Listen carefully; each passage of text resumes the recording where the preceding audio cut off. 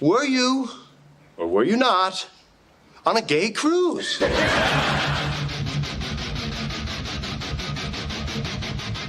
No, you're 120% dick pic. Everybody that age, they're sperminator. Yeah. Because we don't care about anything else. We're a walking hard on looking for a hole. That's.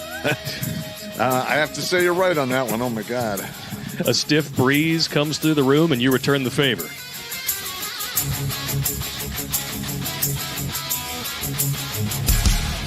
Got her in. Oh.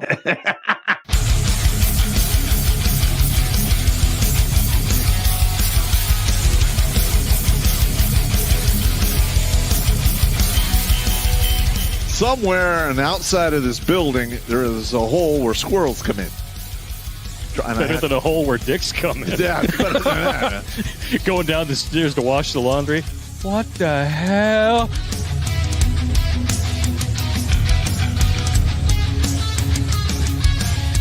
Shh. Pizza. Stop! Stop it now! I order you to stop! I'm still touching myself.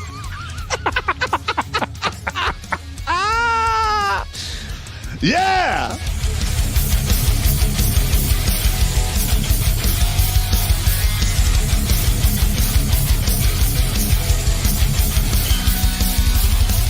All young bitches want to do is pop pills, smoke weed, get drunk, lay around, suck dick, eat hot Cheetos, charge they phone, get a sew and weave, twerk, be bisexual, eat McDonald's, wash they pussy in the sink, lie, take selfies, and talk shit through Wi-Fi because they phone never on. I think washing they pussy in the sink is my favorite part.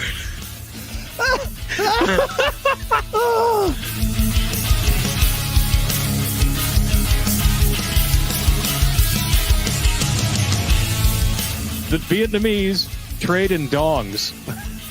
Figuratively and literally, I'm sure. Oh, my God, that's hilarious. I did decide to look it up. 500,000 dongs is a good night for Pop's ex.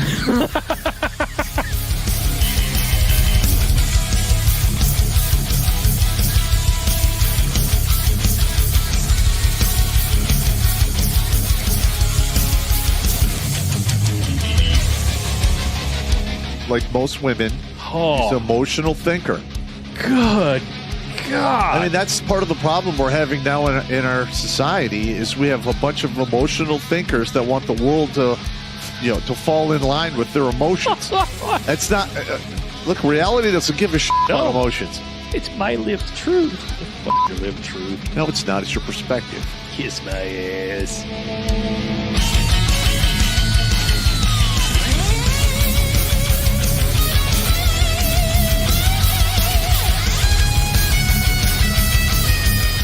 Literally like, hey, Sergeant Pop, you got to turn your bear suit. I'm like, over my dead body. No. Just give me a statement of charges. Yeah. You're never getting this back. Yeah. You can suck it. I'm going to wear this with my Russian coat. you will bury me in this. Hey! Why you gotta fucking be like that, man? Because I'm an asshole, and I learned from the best. I'm sitting across from him, and I'm pointing at you with all four fingers. All right, first of all, the Russian jacket is World War II surplus. I'll send you a picture of it, Sarge. Yeah, okay. I got you standing wearing it with holding two giant buckets like you just collected all the chum from behind the dump dumpster at the bar, and you're going to go home and make ice cream out of it.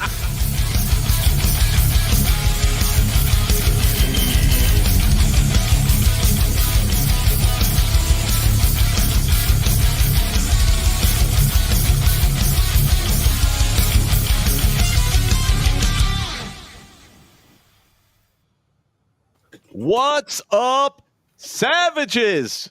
Terrence Pop here with another episode of Grunt Speak that actually is live from the lair. All right, now we're going to be going back to basics.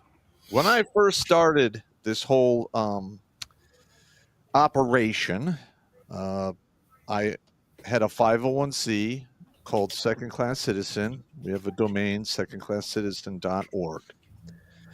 And Steve and I started off on a AM radio show that was out of Hawaii, and then it was syndicated in a couple states in the United States.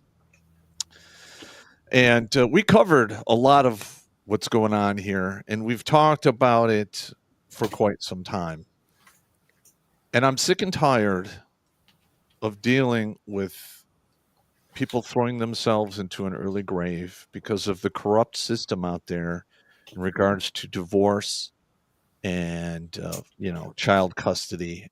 And listen, this is the real deal. It is a one-sided slaughter.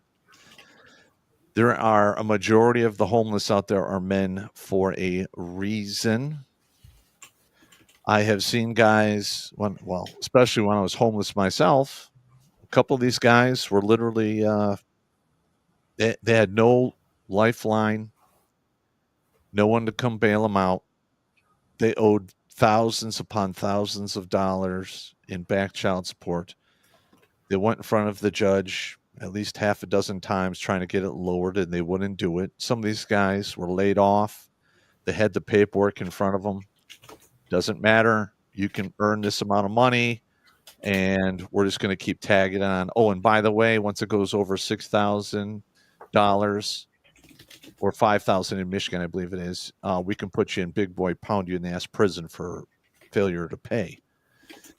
And this is becoming a subject that is I'm just going to be honest, I am shocked that there isn't a barricaded gunman across the street from every court in America 24/7, 365, because there's men out there being forced to pay for kids that are not theirs. That is slavery. If you look at the definition, that is 100% slavery. In the Constitution, you're not allowed to have indentured servitude, but yet we have it in every single state, bar none. It's called child support or alimony. Okay, the difference, I believe you can bankrupt on alimony. I could be wrong there, but you can never bankrupt on child support. So you will never get out from underneath the thumb of the government once they have your number. Okay, now, we do have individuals who watch this show on the regular and have been for quite some time. And we've had emails, and I think we just got one 4 or 5 months back where they say you need to go back to your roots. And well, we're doing that now. So I want to bring in Battle Dwarf and the guests, because yes, we have guests today. We're going to do some introductions so you guys know what's going on. Let us begin. Welcome to the show, gentlemen. Let's start with you, Bob. You've got veteranhope.org, and Brandon brought you in here, but I want to start there because we're going to be talking a lot about what you've got going on right now. Well, it's pretty simple. The predatory embezzlement of veteran benefits is causing parental alienation, and nothing rips our hearts out or crushes the soul like the loss of our relationship with our loved ones. Corrupt state officials and judges are using our families to steal federal funds by converting veteran benefits into state revenue. And lawyers take advantage of this corruption by profiteering on the families. So I built Veteran Hope around the idea of putting an end to that corruption and profiteering. First, by bringing cases to the federal court, suing judges for due process of law. And then I learned something very interesting. You can sue judges for money, and nothing will get a judge's attention like losing a paycheck. Nothing gets a lawyer's attention like losing a paycheck. So we'd like them to lose all of their paychecks and go through the same thing we have to go through every day. We've brought some cases to the court. We're raising them towards the Supreme Court of the United States with a very simple question. Are state judges actually bound by the supreme law of the land? And of course, the answer is yes. But we want the Supreme Court to tell these state judges they're personally liable and can be sued for money for the violation of our rights in the complete absence of all possibility of jurisdiction on the subject matter of veteran benefits. And that's the direction we're moving. We've also brought a bill to correct the problem by exposing the whole criminal element behind it, which is the financial motivation to go after these veterans in particular and steal this money. And that's under what's called the child welfare system in Chapter 4 of the Social Security Act. And we get to see the part called Chapter 4D because they say that's how the state recovers money for welfare payments that have gone out. And they've just applied that to everybody, whether they're Title 4D or not. And that's where we want to focus our attention. That's the courts. we're getting a little further into the nuts and bolts right off the bat than I wanted to. I was hoping that you'd give us an introduction as to who you were and how you got into this situation in the first place. In the beginning, I went through. I'm kidding. Was in the military in the 1980s, and then got out on medical. Went through a horrible divorce, like so many veterans. Basically, we have a very high divorce rate, and I participated in that. And then I spent time fighting with the VA. And while that was hanging in the wind, I was hanging in the wind and ended up homeless. Ended up in a wheelchair, spent most of the 1990s with my life in shambles.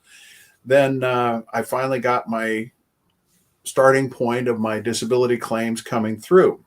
Wow. And the state jumped on me in the year 2000 and embezzled my benefits, leaving me with about $600 to live on. And I immediately became homeless again. So that was very difficult. Throughout this whole time, I was cut off from my children, complete parental alienation. From 1991 to 2007, I had zero contact with my older children. I had one child from another relationship. I haven't seen her since 1999. Jesus. And so every day I have a certain amount of anger about this. And every day I ask myself the question, what can I do to stop this problem, to help other veterans around me? Because if it weren't for the veterans that helped me, I'd have been dead a long time ago, 6 times. Yeah, that is a path that Pop and I know all too well. The conclusion you came to is the exact same one that he came to it first, and then he showed me, and I came to it as well. How do we save the other guys? Because we've already done our thing. Brandon, you're the one who brought us together to begin with. Why don't you tell us a little bit about your situation? Yeah, talked to Bob, and then we started talking, and I'm like, man, I had no hope. I'm like, who do you turn to in these situations, right? Yep. And so I was with 10th Mountain Division. Wow, that place sucks. I know, the black hole, right? And from 2005, and then I officially retired, medically retired in 2015, but I got out in 13. I was med boarded, so we was in a triangle of death. Did multiple combat tours there. Jimenez and Foudy and all those guys in the Delta Company deal with Dust One, and just like everybody else, you go through things like that, and then you get a divorce and you have a few kids, and then all of a sudden you're in this crazy system of the court. And you have no chance at all. I mean, you're in, once you get in there, you're done. So it's like, who do you turn to? I was actually induced by my attorney that said, if you don't give your VA benefits up to the friend of the court in Michigan, that's what we call them, friend of the court, then I gotta, withdraw from the case. I can't be your attorney. That's illegal, by the way. Yeah. I mean, this is the way it was. And then when I went to the friend of the court, and I'm like, what's going on? Because I thought these benefits were protected. And the caseworker says, they are. You don't give them up, you're going to jail. You're going to go to jail. And I'm like, what is going on? So for me, it's one of those, again, it's one of those horror stories. And then I started talking to you and Bob, and we, it's just one of those examples. That's far too common a story. Don Wenger, we've got you here as well. You're a former Marine, if I'm not mistaken. Why don't you give a little bit about you? Well, I appreciate you having me on here. I spent 36 years in the Marine Corps Reserve. Wow. I was a gunnery sergeant in E7 in my 15th year in the Marine Corps when I got married, and then was married for 16 years, and then I spent another 5 years in the Marine Corps after that, a little more than 5 years. And then when I went through a divorce, which I didn't want, my attorney said, yeah, she wants part of your retirement too. And I said, what? I didn't even know that was a thing. Yeah. And so not only that, they ordered me to get a job and pay child support and alimony based on my income and the disability on top of that.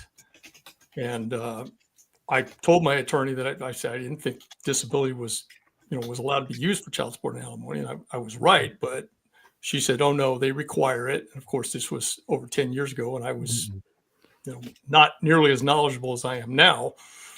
And so I went back and forth to court several times. I was threatened with incarceration because during a period of unemployment during COVID, I was threatened with incarceration, and the judge just hammered me. And on what grounds? Deal with not only was it usage of my benefits, but also division of my retirement pay, which is a completely different story. Is just been the most.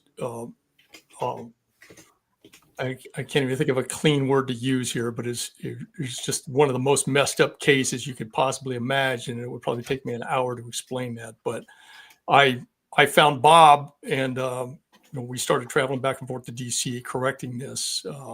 Now I know, as the rest of you do, that it is not legal to use VA disability compensation for anything. So that's the short of it. I don't know if you want more, because I don't want to talk all day. And I think every man in this room right now has quite the lengthy story. I've actually showed Brandon my file. Mine got so extreme that the United States Army, or the brigade headquarters element of my former command, actually assisted my wife in kidnapping my daughter for 2.5 years. And I lost $140,000 in cash and assets during the process of the divorce and the custody battle, etc. I was left wrecked with no prospect for job, and a whole bunch of other stuff was done to me that we'll get into in a different show when we get more personal. But Pop went down a very similar path. Pop, why don't you summarize your hell? I got wounded in Iraq, 2004, blown up near Ramadi. Got medevaced on I think it was November 4th or 5th of 2004. Had a TBI with a minor stroke, and once I came home, my wife was just like, "I'm out. I'm not taking care of you for the rest of your life," and usual shit. And then she proceeded to murder my dog, turn my life into a horrible country song backwards, and I lost my kids, was homeless for somewhere between 6 and 7 months.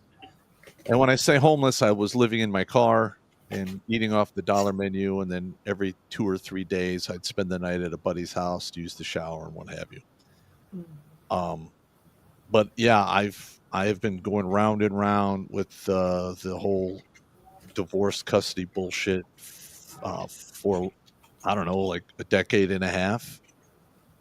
And every single time, I was called a murderer and assassin in open court, threatened with jail on several occasions. I literally, the only way I won more time with my kid is I had my ex-wife in court every 22 to 25 days for a little over 2 years. And I just won on attrition. But, I wrote a check every month for the child support and mailed it in because I didn't want them taking it out of my check, because there's all kinds of questions with that.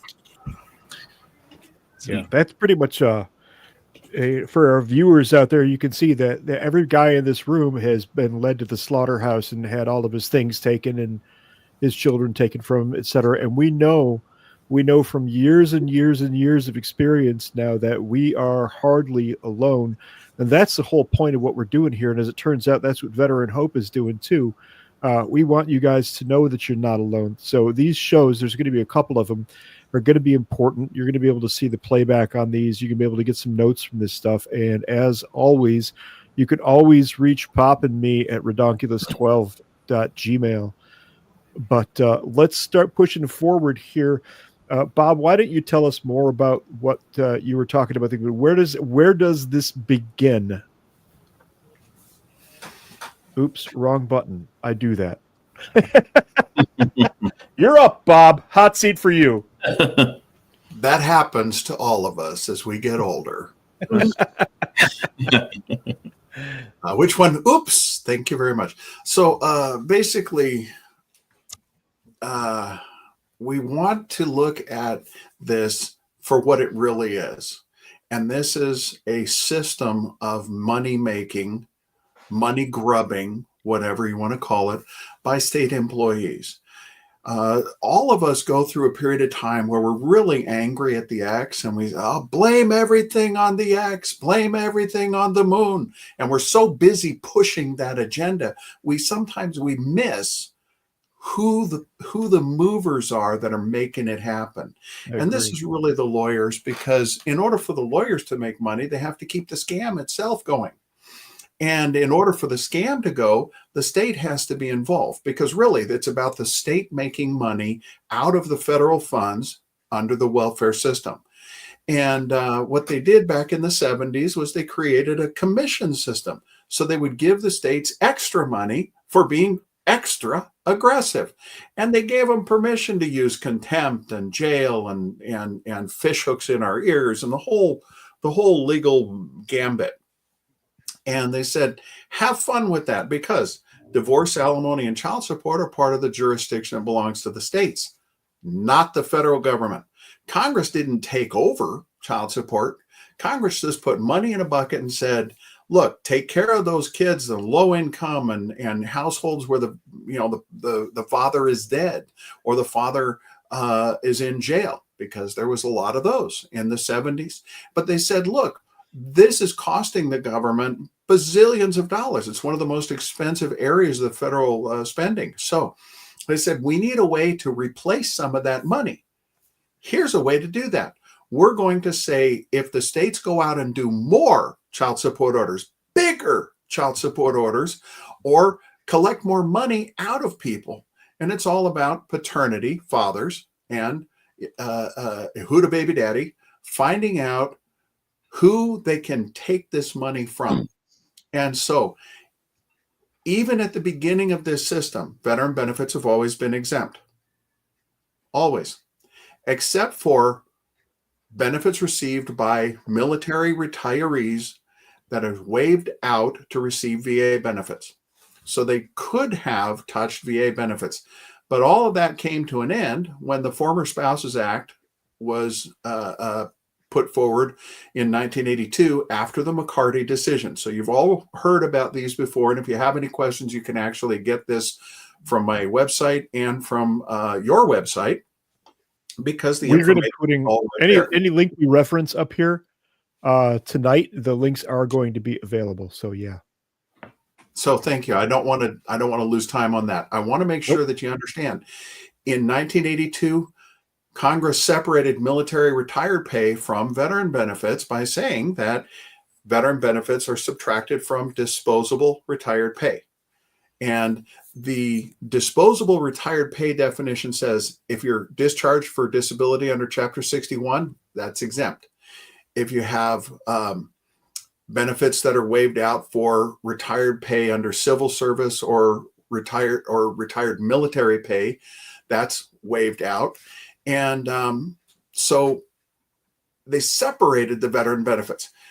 After that, we go forward in time to 1987. We hear about Rose versus Rose. And I guarantee you, almost every military or veteran family goes through divorce, alimony, or child support is going to get Rose versus Rose shoved up their caboose, because this is how they say states have jurisdiction. In the Rose case, the Supreme Court was looking at Section 211, which is the jurisdiction of veteran benefits decisions. And it didn't quite happen to preempt state jurisdiction. It didn't make veteran benefits exempt from state jurisdiction. It sort of almost did, but they said it doesn't because the exact words did not fit that description. So in 1988, Congress passed the Veterans Judicial Review Act. In an interesting thing, unanimous wall-to-wall bipartisan avalanche. They said, hell no, boys and girls. Republicans, Democrats, and independents, everybody got together and said, no. veteran benefits are exempt from everything, not just taxes, everything. Nobody can touch them because the secretary of the VA, or at the time, the administrator of the VA, shall decide all questions of law or fact that affect the provision of benefits to any veteran, any dependent, or any survivor. So we learned that when Congress changed that particular statute, that superseded the Rose versus Rose case, making it dead on arrival. So at that point, veteran benefits are exempt from state jurisdiction. So it doesn't matter what any other law says. Jurisdiction to make a decision about how those benefits are distributed between the veteran and the dependent belongs to the administrator of the VA. And then in 1991, that was changed over to a department and it became Section 511, and jurisdiction belongs to the secretary of the VA. However, states didn't want to play along with this. Judges do not obey the supreme law of the land. And they want to put us through hell. So they use Rose versus Rose as an excuse to go after the veterans. They use contempt, they use jail, they use various kinds of harassment. And they tell us, hey, you'll never see your kid again if you don't sign this release of information so we can get into your VA files. And the problem is that they have no jurisdiction to make any decision about the disability, to make any decision about income against the fact of disability itself. I've been talking a lot, but I want to back off a little bit and say, look, we learned very on that they say a lot of things and expect us to not know anything about the truth. And when you do know about the truth, it makes them very uncomfortable. I just had a realization, was that movie from the 80s, The War of the Roses, about the Rose v. Rose case? No. Okay. Okay. Because I can see Hollywood doing that. No, I can see Hollywood doing that. They do it all the time with movies. They'll use a movie to set the stage to get people to accept an idea. That's why I asked the question. Yeah. Excellent question. No, the difficulty really is that it's a money-making system. The states make lots of money. The states make extra money because of Title 4D. The states use that as an opportunity to come after us. They look at veteran benefits as if they have the power to get there. They use Rose as an excuse to get there. So all of this is tied together. So they use our care for our families as a way to hurt and manipulate us, all of which is so that they can steal money. And the thing is, it makes our families hate us because that's where the anger and the animosity of the former spouses comes into play. And that's where the greed comes from. The lawyers are training them to hate us. The judges are training them to hate us. The system itself is training them to hate us. Once a veteran becomes homeless because of this, most of them never see their kids again. I'm one of the few lucky ones that got to see my kids. Part of this is because we get ashamed of our situation. The other part is that mostly the children are conditioned to hate us. That's what's called parental alienation. Yeah. I got very lucky on that front myself. Yeah. And so like I said, I still haven't seen my youngest since 1999, but looking at where we are now, I've been following this path, these arguments, the things that people have said to their judges. So many of us will stand up to the court. And if you stand up in the state court and you say, hey, no, you can't do that, you're going to get in trouble and go to jail. The judge in my case said, I want your guitar. And I got a nice 12-string guitar. He said, I want that guitar. And I said, I beg your pardon? Yeah. And I said, she can't play it. Her lawyer doesn't deserve it. And you can't have it. And he said, I can hold you in contempt. And I said, yes, sir, I'm contemptuous. And he sort of passed on that because he didn't know how he wanted to respond. He still wrote this heavy duty order. And he said, Rose versus Rose says, I have jurisdiction to take your veteran benefits. And he just went at it. That was part of the problem. In my case, it was a while later when they had the Child Support Enforcement Office had run up a back order based on that fraud, saying that I wasn't disabled, even though I had documentation of the disability and I had active VA claim. They said, you don't look disabled. You got 2 arms, 2 legs, 2 nostrils. Wait. You don't look disabled. Yeah, I know. I tell you what.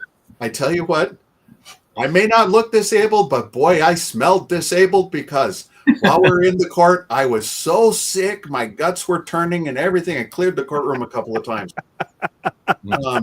Is that disabled enough for you? Oh, yeah.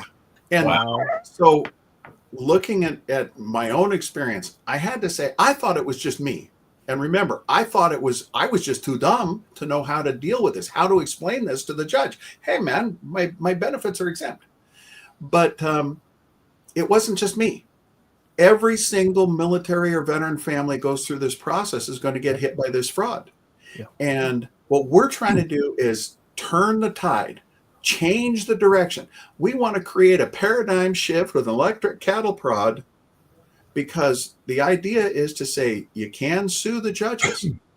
The judges have immunity, right? Everybody's heard of judicial immunity. This I'm very interested in. Yep. Yes. So this is the tasty part. And you probably see the thing on my website where it says how to sue for due process of law. Take notes, everyone. So due process of law doesn't mean just being able to stand there and talk about your problem to the judge. Due process of law means the court is required to make a list, 1, 2, 3, 4, 5 of the rights that you have. 1, 2, 3, 4, 5 of the rights of the other person. And then with those rights listed and recognized, find a path through that process to solve whatever problem is there, whether it's a civil suit, a criminal suit, family law, even suing a judge. 1, 2, 3, 4. And that's what due process of law is. When people say my due process rights were violated, they just mean they didn't get their chance to speak in court. But the actual due process of law means the actual process of each 1, 2, 3, 4 law that is due and warranted by the situation you're in. So each one of us has fundamental constitutional rights, namely the right to raise and teach and care for our children. That cannot be taken away unless they can prove that you're an unfit parent. And I mean proof, not just like accusations, proof. And that comes from Troxel versus Granville. I'm sure you can post that when you're ready. The point, and others, the point is that they take away our kids and use them to twist the knife in our back while they're stealing our money.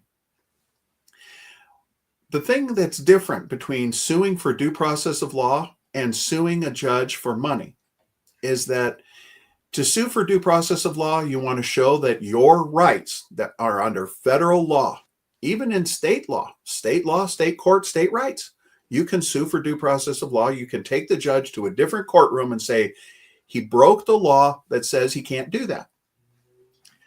And they have to find a different judge who's not going to break the law. Suing for due process of a state court judge in a federal court gives you the chance to say, not only did that state court judge violate my right, which is listed by the law 5301 of Title 38. Section 5301 says he couldn't possibly make any kind of order that would legal or equitable order that would take those benefits away from me. But that's a good one. But due process of law also includes the right to protection from that judge making any kind of an order or any kind of a decision on Title 38, because Section 511 says he could not possibly have the tiniest little speck of jurisdiction on the subject matter of veteran benefits. So for those of you who are very well versed in our favorite document besides the Bible, or Reader's Digest, the Constitution of the United States very pointedly says that Congress has the power and responsibility to raise money and spend money on the common defense and general welfare of the United States. Congress also has the power to create courts that are below the Supreme Court of the United States. And Congress has the power to declare war. Congress has the power to declare peace. The president can declare victory, but Congress gets to declare peace. Congress also has the power to spend the money building the Army and maintaining the Navy, as well as to write every single law that controls the operation of the government and the land and naval forces of the United States. Congress also holds the power to control all of the land and buildings and properties, the forts, the arsenals, the dockyards that are associated with the United States military. And ultimately, Congress has all the power necessary and proper to write the laws that bring all of this together and keep it on track. So is it reasonably easy to see that everything about military service in the United States and benefits for veterans belongs to Congress? That's true. And the federal courts? And where Congress has said, this is where you can take any question, any challenge, any charges, any suit. The Uniform Code of Military Justice is a part of Title X.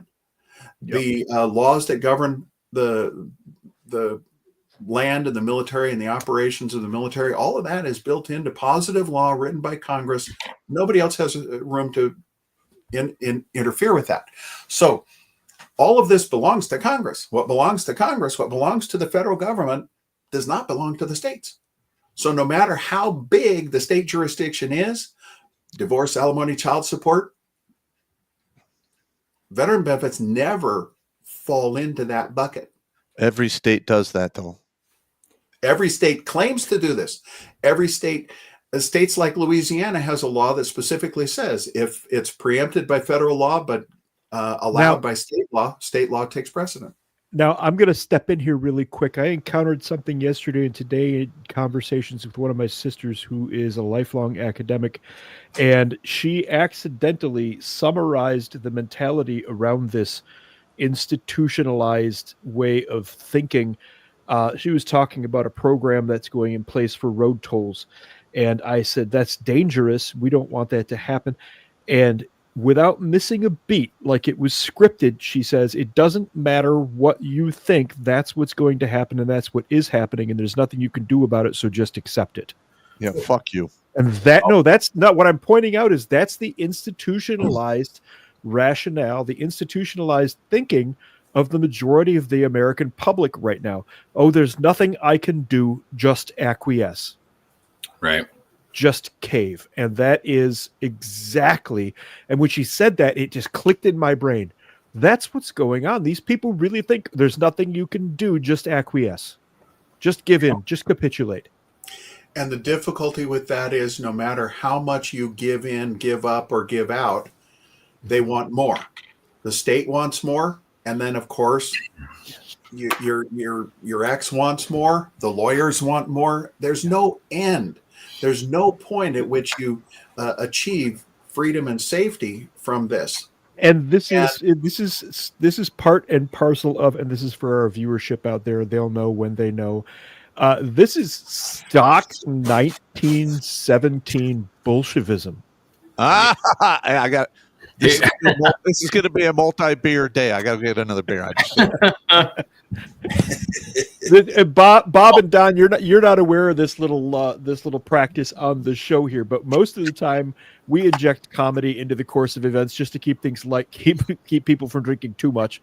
But somewhere along the line, one of our viewers decided that every time I say the word Bolshevik, everybody has to drink. Well, another thing too, guys, and Bob, obviously, Steve, I talked to you about this, but I have another buddy here in Ogama County. I live in West Branch area. He had to get a job. He's 100% PNT too, and they said, "Well, you're gonna have to get a job." So he does. And he's working for free because they're going to take that money too. So there is no, the veteran benefits are gone. And then they said, well, okay, that's one thing, but you go and supplement that with another job and you're working for free. I mean, this, Brandon, this is what's known as the process is the punishment. yeah, There is no end. There is no punishment as a punishment. The process is the punishment. It's endless with them. yeah. Well, somebody else mentioned a few minutes ago that the judges say you don't look disabled. I've heard that many times, and they look at us like those of us that have PTSD or other issues, whether you have MS or whatever. Well, you can't see that. Spend a And day they in say, my well, brain. you look like you have all your limbs. You can go to work. Yeah, Right. And there's another well-known attorney that for whom we don't particularly care, that says the courts can force you to go get a job even if you're 100% disabled. That is not true.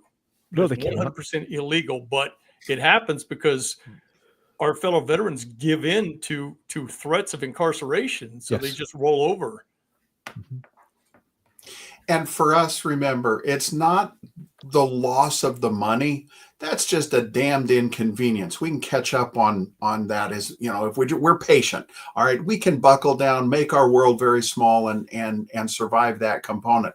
The problem that hurts us, the thing that rips our guts out, is the damage to our relationship with our kids, the harm that comes from the kids being repeatedly told that we're a terrible person, the harm that comes from the demand and the expectation, the kid that calls up and says, you're a piece of crap because you're not coughing up all this money to mom or whatever. And here's a funny one. One of the guys I was in a conference with today, he said, yeah, I was paying like $290 to the state. And she was only getting $80. I found out later from the kid that she was only getting $80. How come the state gets to keep all that money? Because it's how they make money. So again, I go back to the easiest part of this. The state has no jurisdiction. So they have no authority to take that money. The state is not the intended beneficiary of veteran benefits. And what we want to do is expose the embezzlement scheme for what it is. In Congress, we want them to understand that this is about the state employees committing fraud to steal federal funds to the tune of billions of dollars a year. We want the courts to recognize that these judges are just helping the state break the federal law, and that they are personally liable. And that's where we go back to the suit for money, because judges have immunity. I said this before, for everything they do that's within the box of jurisdiction that belongs to the court where they work. So if it's a judge in a general court in the state, they could do criminal stuff one day, civil stuff another day, family stuff another day. Anything they do within that box of jurisdiction, they can get away with. You can only sue them for due process, which is make a list of the laws that they've broken hurting me and obey those laws. Next judge. So let's do a thing here really quick. Let's war game a single scenario. Brandon, I want you to give us the highlights of what the judge has done to your case. Give us like a bullet point list, 5 or 6 items of what the judge has done to you at the moment. And then when we have that, Bob, I want to walk through the process of how you get a case like that started, what you have to bring, and where you have to go with it. So Brandon, go. Yeah. So when I first went in to court, it was always about, okay, what can you do better, for your kids, this and that. And I thought at first, like the hearing referees, I mean, when you go into the front of the court, you can have these hearings in a McDonald's parking lot. They're not judges. They're nobody. So, but they make it seem like they are. Yeah. So they're like, well, we're going to do this. We're going to do that. Okay. That's great, right? Yep. They have no legal authority. Right. Yeah. And it got to the point,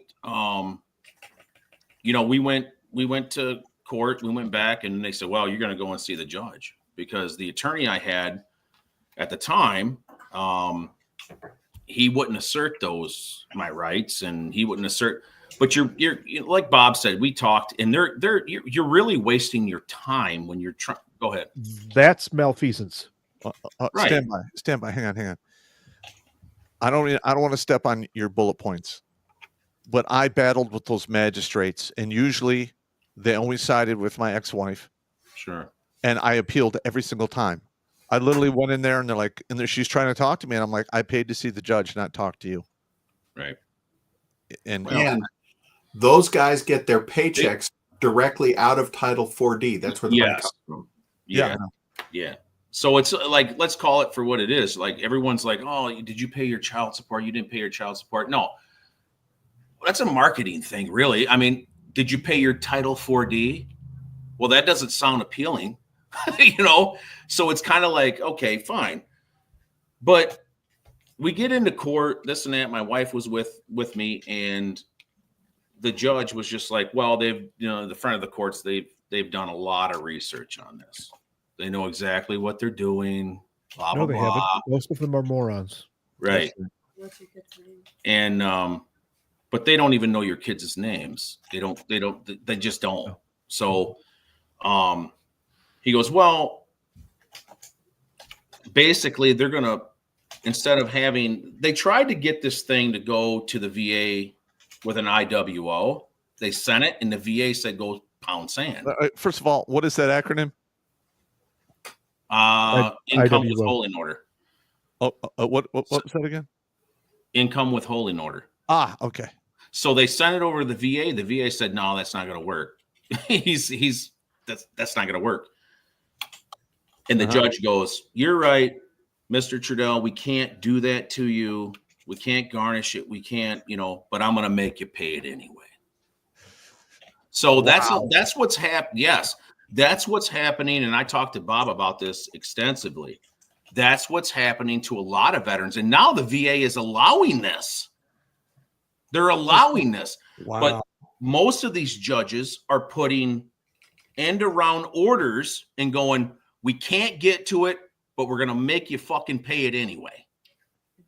And then put you in jail if you don't pay it for contempt, which it's mind blowing to me. I mean, that's even void. So these void orders, contempt, I mean, based on a void order is void.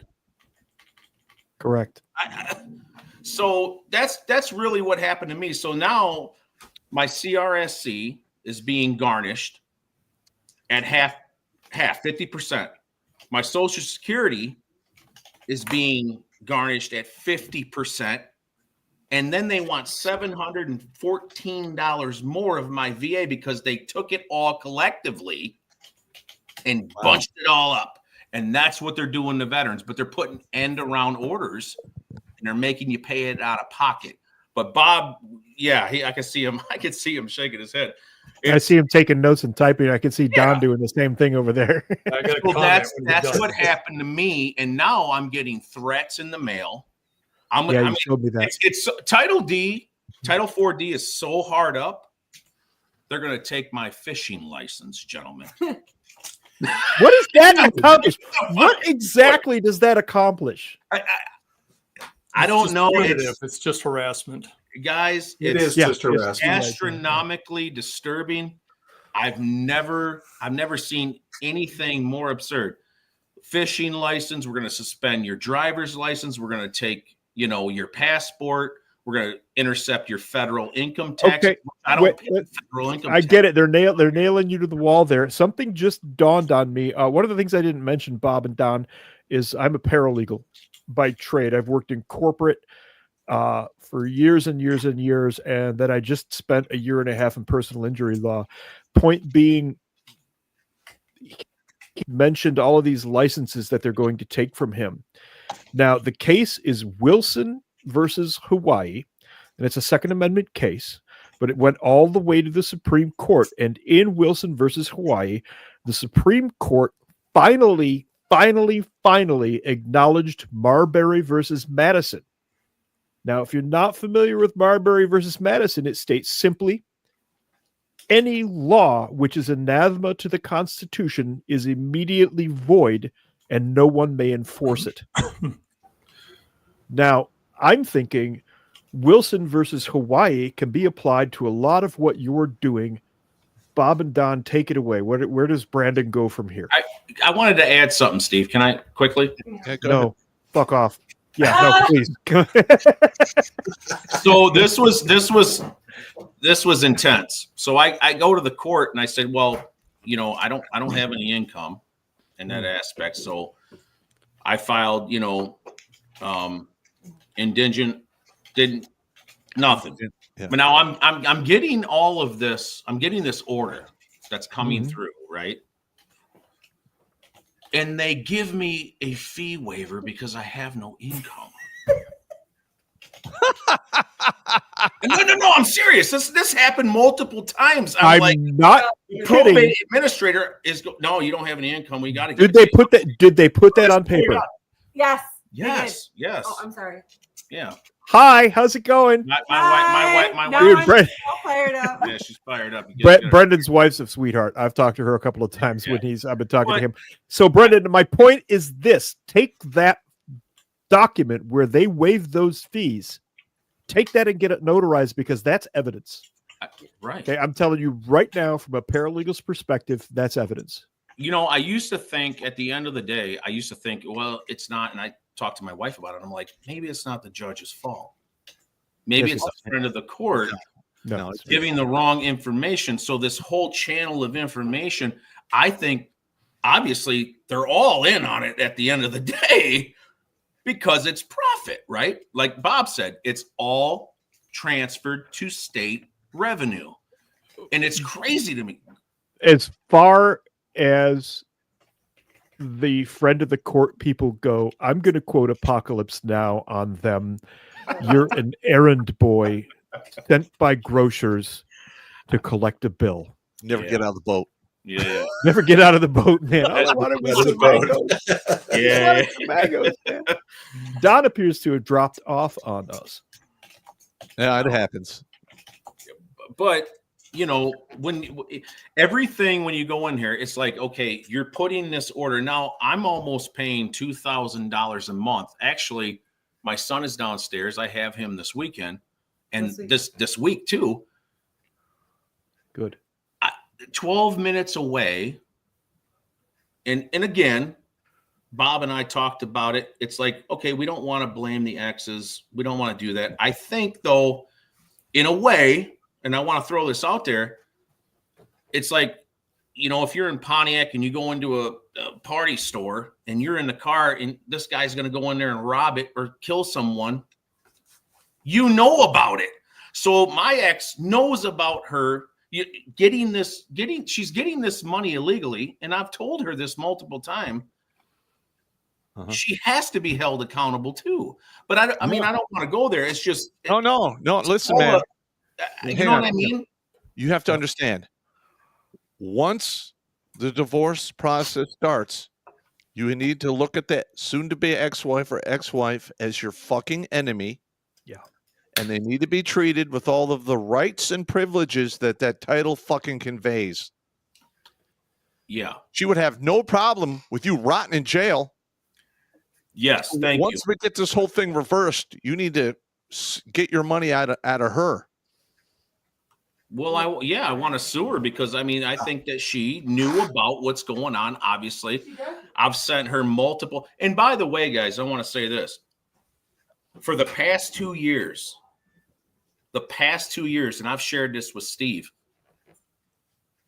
I've been paying under duress, giving these specific laws to the friend of the court, and the director goes, I'm not going to answer any more of your questions with this. If you want to change this, you need to put petitions in with the court. And I'm going, why? You started it. End it. You started it in your administrative office. The director is attempting to assert authority that individual does not have. Right. And to pass the buck, run you around in circles, because the more we run around in circles, the more we get worn out and the sooner we die. They don't care who dies. They don't care who lives. They don't care what happens to our children. By the way, Don had a power outage, so if you want to let him back in, he's available. All he has to do is click that link. Oh, yeah. There he is. Hey, Don. Yay. Thunderstorm So- and power outage, perfect timing. You know, I want to add this just quickly. Steve, Pop, thank you so much, honestly, for having me on. This is you guys gave me a sense of hope. No, I'm serious. You guys gave me a sense of hope. And then Bob, I talked to Bob, and I was in tears last night because I'm sitting here going, I didn't know who to go to, guys. I don't know where to turn. This is literally why we exist, dude. So I sent Steve a link to a guy who argued in front of the Michigan Supreme Court about VA disability. Yeah. And they cannot fucking touch it. So the judge that's fucking you over knows that. And he's still doing, and $2,000 a month. I mean, how much money do you think what is that based off of? That's an arbitrary number. You can't fucking do that. And I told the court, I said, if you're taking this amount of money away from me, I still have to provide transportation, a home, food, clothing, insurance. I got to make sure my kids. But then how can this? Well, that's just the law, Mr. Sherrill. That's the way it goes. For perspective, simply for perspective, the corporate law firm I worked for out in Los Angeles was called Dreyer. And the other side of the house was Hollywood Entertainment, to the point where Alan Aldo would come in with coffee that he would bring for his attorney. Okay. That kind of Hollywood clout. We had a producer. This guy made bank. His ex-wife brought this weapon that we're discussing here today to bear on him. And this guy was paying, I shit you not, $170,000 a month in child support and alimony. Yep, that's why. So it's not just us. They hammer the Robin Williams is another example. Pop covered that one extensively. Yep. Well, Can I make a comment real quick. Oh, go ahead. Please, Don. Yeah, what a lot of these cases, you got veterans who are disabled. Many of us know people that they have such severe PTSD from combat. I'm lucky that I didn't. That they can barely function, and so then when they go after the veteran benefits, the socialist workers will say, "What about the children?" Well, Bolsheviks. If you let, in most cases, dad, not always dad, but if you let dad keep his compensation, then he can take care of the children when they're with him. And then if you let mom, the able-bodied person, go make her money, then she can take care of the children. If you take the children away and you take all the money the veteran has to survive, then he or she ends up living in a car, living in a box, or living underneath a bridge. And then eventually, due to all that, plus parental alienation, they blow their brains out. Yep. And so then you can ask, what about the children? Now the children no longer have two parents. Yeah. And the VA does not consider suicide or homeless death to be a service-connected death. So the children and the ex end up on welfare, which defeats the whole purpose, again, costing the federal government buckets of money. So I look at this. I've seen this. I've been dealing with the confusion about this for many, many years. And something I'd like to be, helpful with is that it is a waste of time to argue any of this stuff in the state court, because they're never going to admit 35 years of predatory corruption. And lawyers aren't going to help us, because the minute the state is required to obey the law, all their gravy train paychecks are going to go away. So they really just want to do what they want to do. Is this the time to bring up your document, Bob? A brief history of the loophole? Okay. Almost. Is very close. Okay. Yep. So when we're talking about suing a judge in a court, suing a judge for money, the federal case is about whether the judge is bound, as the Supremacy Clause says, whether the judge is bound by the Veterans Judicial Review Act, thereby required to obey the law that says jurisdiction on veteran benefits belongs to the VA and the federal courts, not the state court. And we want that question to be answered correctly, because if they are bound by the Veterans Judicial Review Act, they're bound by federal preemption. They can't possibly touch the VA benefits. That means they have no possibility of jurisdiction. And that means they have no immunity. That was the main thing I was trying to get to. You can sue a judge for money when you can prove that he has no possibility of jurisdiction on the rights specifically to the law they have violated. In this case, the law that's there to protect us as beneficiaries. It's not there to protect the former spouse. The Title 38 is there to protect the veteran and current actual dependents of the veteran, which is current spouse and children. But that protection goes through the veteran. It doesn't go to them separately unless the VA says so in an apportionment decision. But it doesn't matter whether you have an apportionment decision or not. No state court can order the VA to pay alimony or child support. No state court can issue an order taking veteran benefits away from the beneficiary. Everything they're doing is unconstitutional, and they can be sued. The judges can be sued for money. So even if we just get the answer, yes, they have to obey the law that says they can't touch it, that's one good step. The second question, are they personally liable and can we sue them for money? Well, that should be a yes answer too. Again, we just have to get through the court system.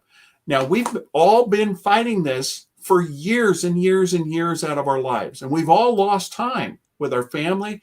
We've lost money to lawyers. We've lost money to the cost of whether you're homeless or not, you're losing money.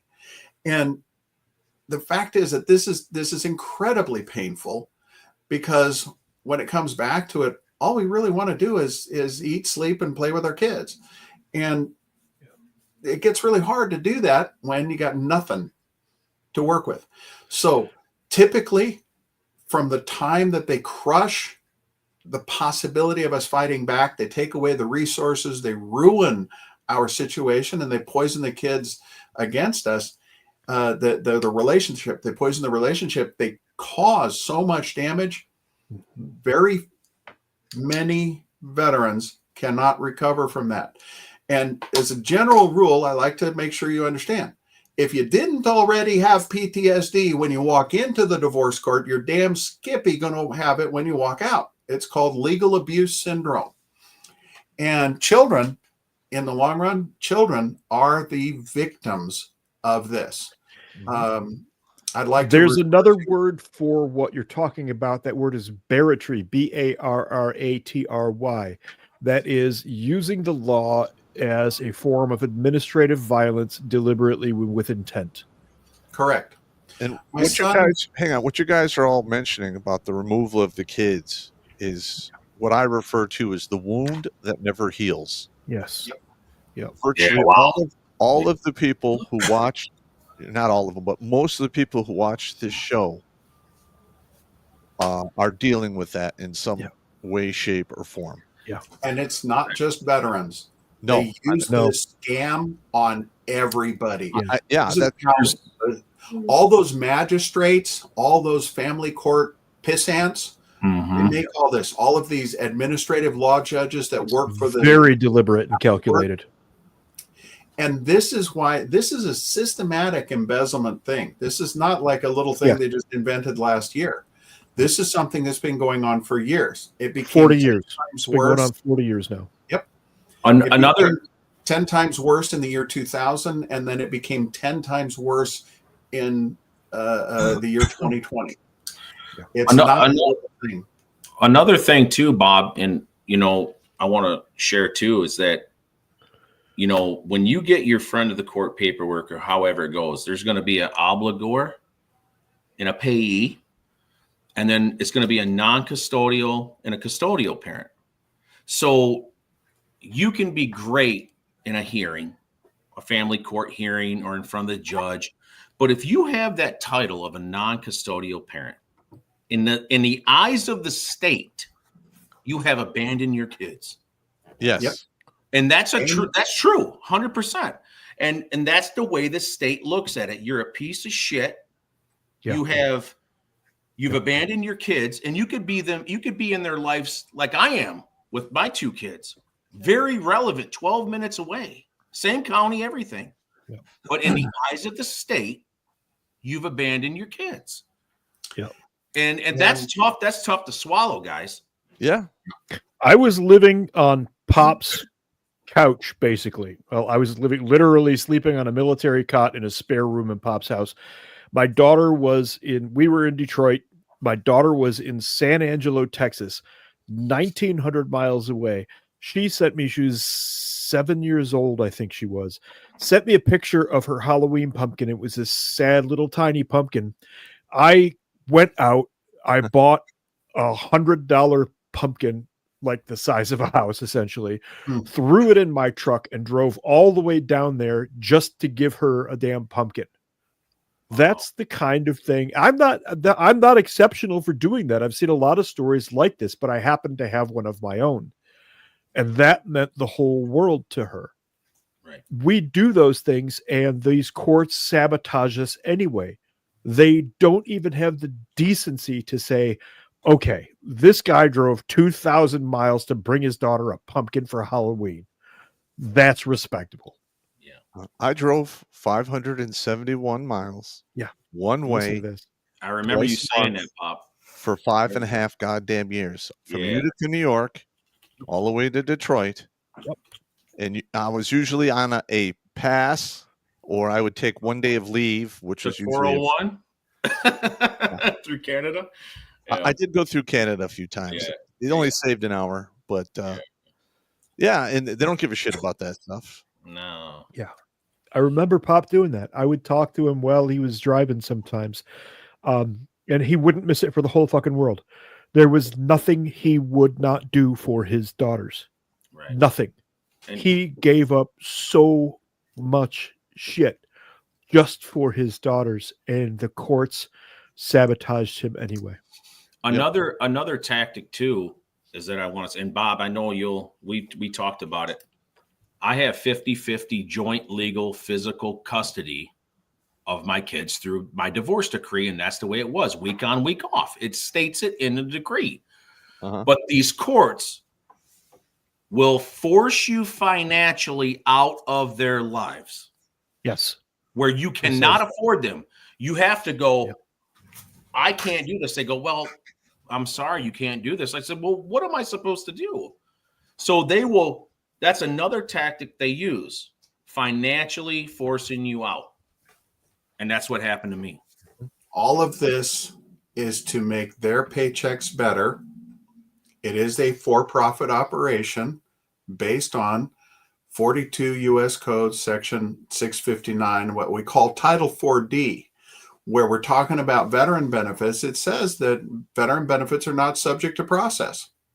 It's way down at the bottom, but it says veteran benefits are not subject to process, except for benefits received in lieu of military retired pay, which means when a veteran is a retiree and they have retired pay and they have to give up some retired pay to get veteran benefits, then theoretically they could be touched. But again, it doesn't matter what this statute says. Title 38 makes veteran benefits exempt from this statute and from the child welfare system that this statute is in. If you look back, since you're on legal information, you can actually look back to Section 658A, which is the complicated commission structure. Just hit the previous button. I'd reach up and do it, but I don't have the clicker. There you go. So this is what's I have the clicker. Incentive payments to states. This is financial motivation for them to commit fraud. So they look at veteran benefits. They say, oh, cash cow. They want to be able to get it. When they look at retired pay, they say, ooh, double cash cow. Because they say if a veteran is a retiree, then they can get everything. You may have mentioned, or you may be familiar with Ray Foster up in your neighborhood. Ray's a good buddy of mine. Yeah. Yep.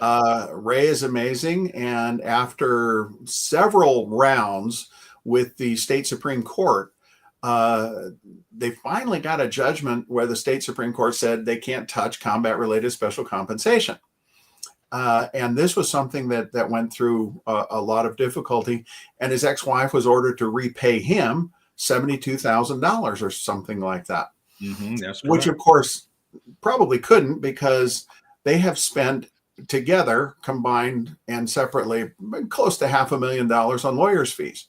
The lawyers clean up, and that also includes that that doesn't count the work that was donated for free by Carson, or the work that or the money that was raised by donations to fight both sides of that case for years. So this is something, this has cost them everything they've ever owned, and probably everything their kids have ever owned. And it has done so much horrible damage to their emotional and physical state. Like I said, everybody likes to fight with the ex. We blame it on the ex. We've been through, and I did that for a while too. But I want to get back to the coolest part about this law. When Congress said nobody can touch veteran benefits, they're exempt from everything. The purpose of that decision was to protect our whole family, us and them, from corruption and profiteering. The idea was to stop that crap. And it has failed miserably. Well, they did their job. What we have to do is get to the Supreme Court and make them do their job. Answer the damn question. If, for example, they say no, state judges are not bound by or required to obey the Constitution and laws of the United States, then they basically wash away the Constitution. We got nothing. Country dissolved. They don't even have a job. So if they say no, they're out of a job. Right. If they say, why, yes, the state judge is required to obey, and they can get in trouble when they break the law that says they could not possibly touch veteran benefits, that's the key. That's where we're going. That's why we've been fighting. All of these years, I've been watching and listening and fighting and praying and cussing and going through all this shit myself. But the thing that I brought to this table that's different is a different direction of bringing that violence to the court, through the court, going to the right court, hammering them where it needs to go. For example, your question about can they garnish your bank account empty? That goes to the Court of Appeals for the Federal Circuit on a question against the VA. Is VA policy to allow garnishment of veteran benefits under Section 659 the exact opposite of the statutory law controlling jurisdiction on veteran benefits, making it impossible for the state to have the ability to write that order? And it comes back to the Secretary of the VA has to answer that question. If I'm right, Don can correct me on this, but as I understand, this current Secretary Collins is in fact a lawyer himself. He's a lawyer. He's a former congressman. He's a chaplain in the Air Force Reserve, I believe, former Navy I have chaplain. respect for chaplains. So he's pretty well rounded. I think the right person for this job. I hope Reaching the right person is going to help us. Yelling at the state judges is not going to get us anywhere. Taking them to federal court and getting their underwear yanked over their head will certainly help. I would love to see that. But any one of these, we definitely want to continue this conversation And first of and all, I'm learn gonna how to add- do this. Well, first of all, Bob, I'm going to add this portion into our administrative violence judge and competition. Yep. excellent. Because, I mean, I didn't even know about this. Like the way I was looking at it, you Same. need about 12 to 15 guys per county willing to do this. Yeah. All right. You do a FOIA request for anyone who contributed, the names of people who contributed to the judge's campaign. Then you have another guy do a FOIA request for all of the cases, all the case numbers that judge has touched. And then you do a find and replace to see if anyone that donated money got a favorable ruling in his court. That is a big no. Oh, yeah. And then while you're at it, since you're going to contact all of these people, you get just one of these 15 guys is a notary. Maybe one of them is an attorney. And you literally have the people who sat in front of that judge file a formal complaint against that judge with the state. Now, granted, they're probably going to sweep most of it under the rug. And usually a judge will get anywhere up to 5 to a dozen complaints a year. The whole dynamic changes if that turns into 100, 200 or more complaints every fucking year against that judge. Because when that judge goes up for re-election, you literally save all of those complaints, give them to the other judge who's running against him, and say, here you go, use this ammo to sink that guy. And just remember, we did it to him, we could fucking do it to you. Yeah, that's another tough thing too, because the judge that put this order on me was unopposed. It's like fucking Mayberry here. Yeah, I know. So that's a tough thing too. So it's like, yeah, I own property up there, so I know what you're talking about. Yeah.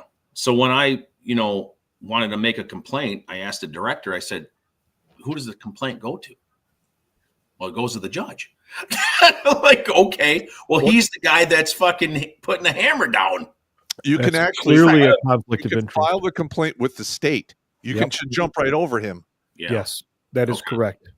Okay. Yeah, I'm sitting here as a paralegal telling you that judge is, he must recuse on that particular matter. It is clearly a conflict of interest. Therefore, your next level is definitely the state. Now, Brandon, if it was me in your shoes, I would file that complaint with the state, and then I would give a copy and I would hand deliver to the judge himself.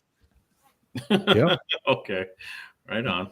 No, I get Or it. have it served on him so he can't claim that you threatened him. Right.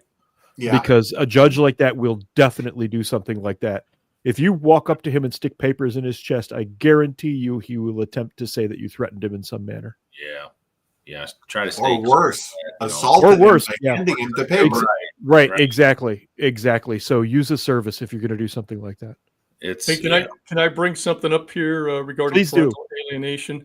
Please do. Because I think most of us here, and probably many, it's huge in the veteran community. Yeah. There's a young lady online named Maddie Wellborn. She runs the Anti-Alienation Project. I don't know her personally, but she's a friend of a friend, and she puts out some really good videos. I've been following her for probably the last year and a half. She is in her early 30s. She was alienated from her dad for 20 years. wow. And she finally discovered it. This Now sounds she's going around familiar. college campuses and talking to people and informing them about this thing called parental alienation. And I would advise anybody to go take a look at that. Yeah, There you there go. she is right there. Oh wow. Yeah, she's got some, she puts out videos almost every day, and she's just doing such a tremendous job. All right. Let me do the announcement. We're halfway through. Yeah. Oh, yeah. We have to do this here. Go All ahead. right, everybody watching the show, pay attention. Redonkulas.com has been demonetized beyond all rhyme and reason. We're being shadow banned through the roof, and they are taking away our subscribers. And I fear that we will no longer have a presence on YouTube if this continues. Any little bit that you send in to keep this train rolling forward goes a long way and helps us put more numbers on the board of men saved from suicide. So any little bit helps. Send it in if you can. Thank you in advance. All right. Looks like Brandon stepped out while you were doing that to That's fine. shake the weasel. There's the wife. Do a little hand puppet thing. You could Brandon's hand puppet. Put a baseball hat on. There's Mrs. Trudel. Do you How are know how hard it is for me to keep quiet? And I was like, Brandon, I'm not going on there because I'm fresh out of the shower, right? Let's do something then, gentlemen. I give you Mrs. Trudel. How do you feel about what has been Trudel? Pardon me. How do you feel about what's been done to Brandon? Tell us.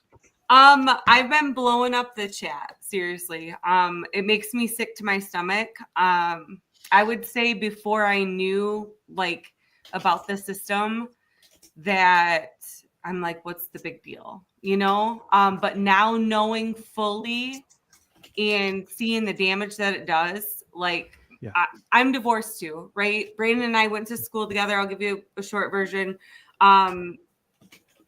We ended up getting together later in life, obviously. And we had some, bad times, with unfortunate people. My ex-husband I was kind of forced into the court system. I didn't want to go into it. We'll just split everything and kind of go our separate ways. And I mean, we did for the most part, but I feel like, once we're in court, and I was just blowing up the chat, our lawyers here, are all in cahoots with the court systems as well. So it's almost like we were forced into it. But I mean, here I am getting $40 a month, $10 a week. And we have our son, Brandon's bonus son, full time. And it doesn't matter because they don't know if that money is maybe guaranteed, where they know it's guaranteed with the state or with the government, right? And that's so the extortion. They're going to get it. It is extortion. And it fucking. All right. I got you. Yeah. Hey, Bob, I want to ask you a question real quick. Is it possible for Brandon to actually sue the county because they're allowing this judge to do this craziness? Yes and no. Yes, it can be done, but it's not effective. The state itself.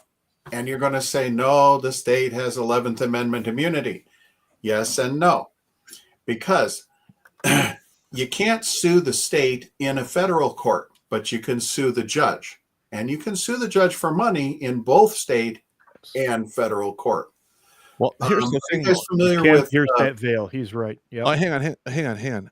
So when this lawsuit happens, and I hope it does, you have to go after all of the pockets you possibly can.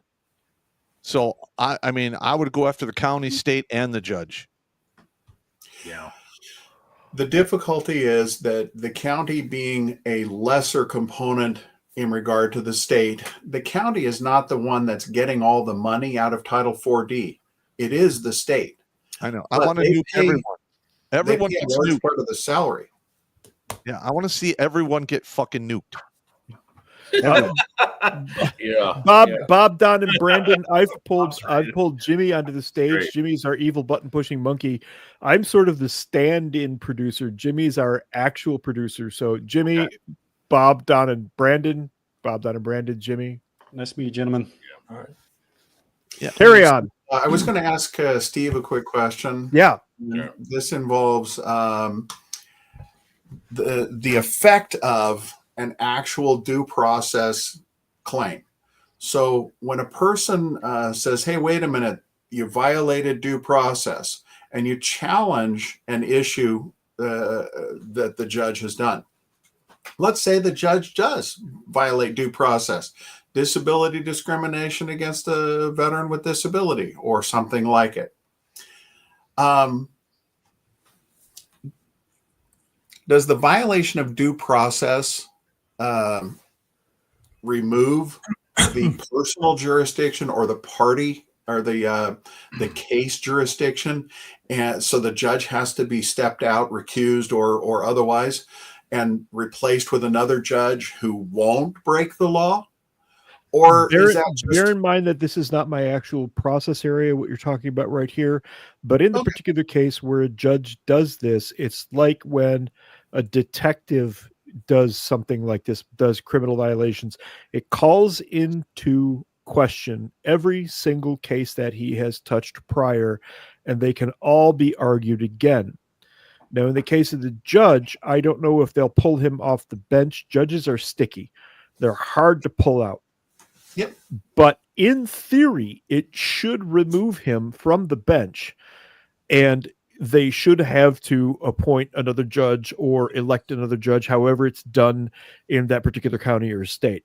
But yeah, there is absolutely precedent for something like that, actually overturning every case a judge has ever touched.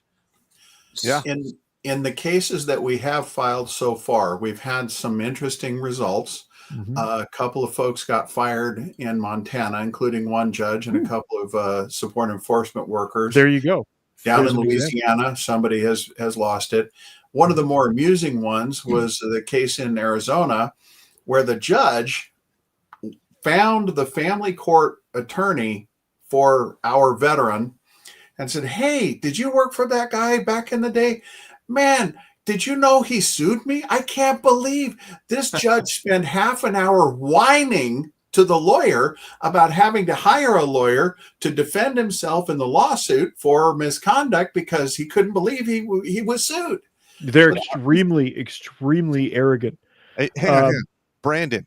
If Yeah. you file this lawsuit, I'm going to have you on the show, and we're going to do updates because this is going to be. I would love to see this. Oh, we're going to do a couple more file shows. it. Bob We're and gonna Donna, I file hope it. you're available. It's happening. I'm actually jumping on board with Bob, and I know he's got some things going. But I wanted to say one more thing. And Bob, you're probably subject matter expert here. So every state has a state court administrative office, correct?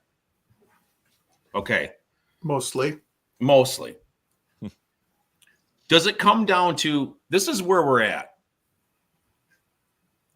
Where's the enforcement with these administrative? Okay, I see. Okay.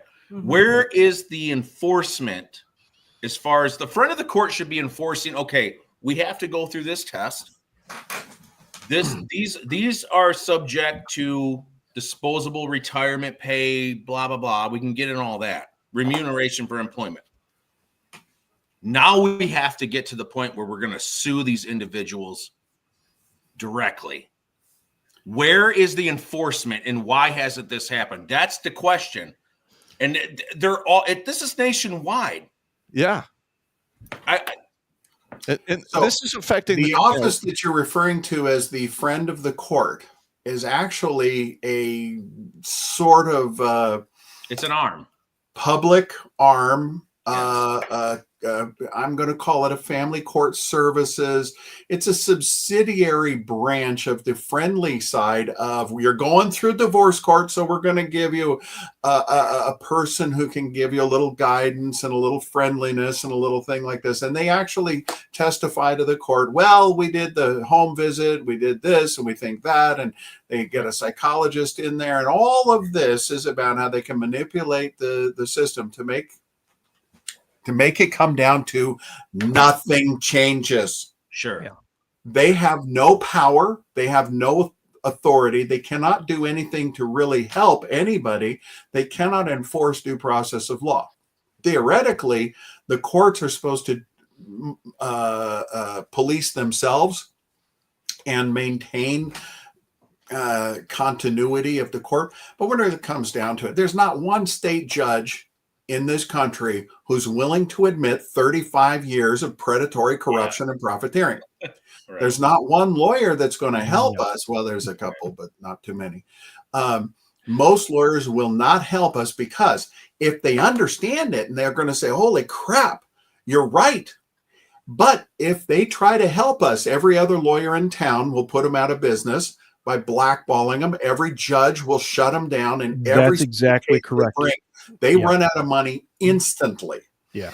Anybody else, any other lawyer you talk to, 90% of them just say, oh, I don't know, what's a triangle? And they just go through the same thing. They look it up, they do a quickie search and says Rose versus Rose, and they automatically It's a default. tell us to shut up and go away. Bob, they have a vested interest in nothing changing. That's right. Correct. That's where they make their money.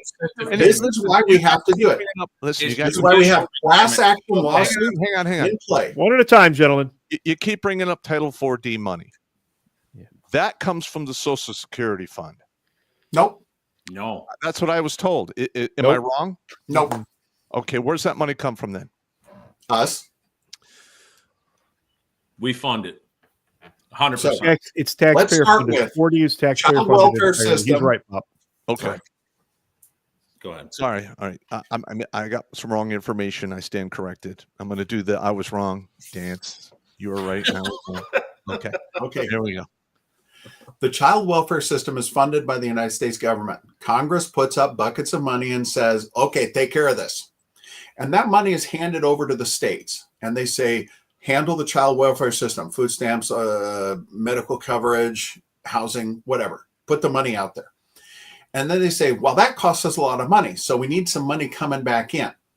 And they created this commission structure. So the commission structure is based on how much money they collect on these orders. So they make up a bunch of fake orders on us that are illegal to begin with, but they make them.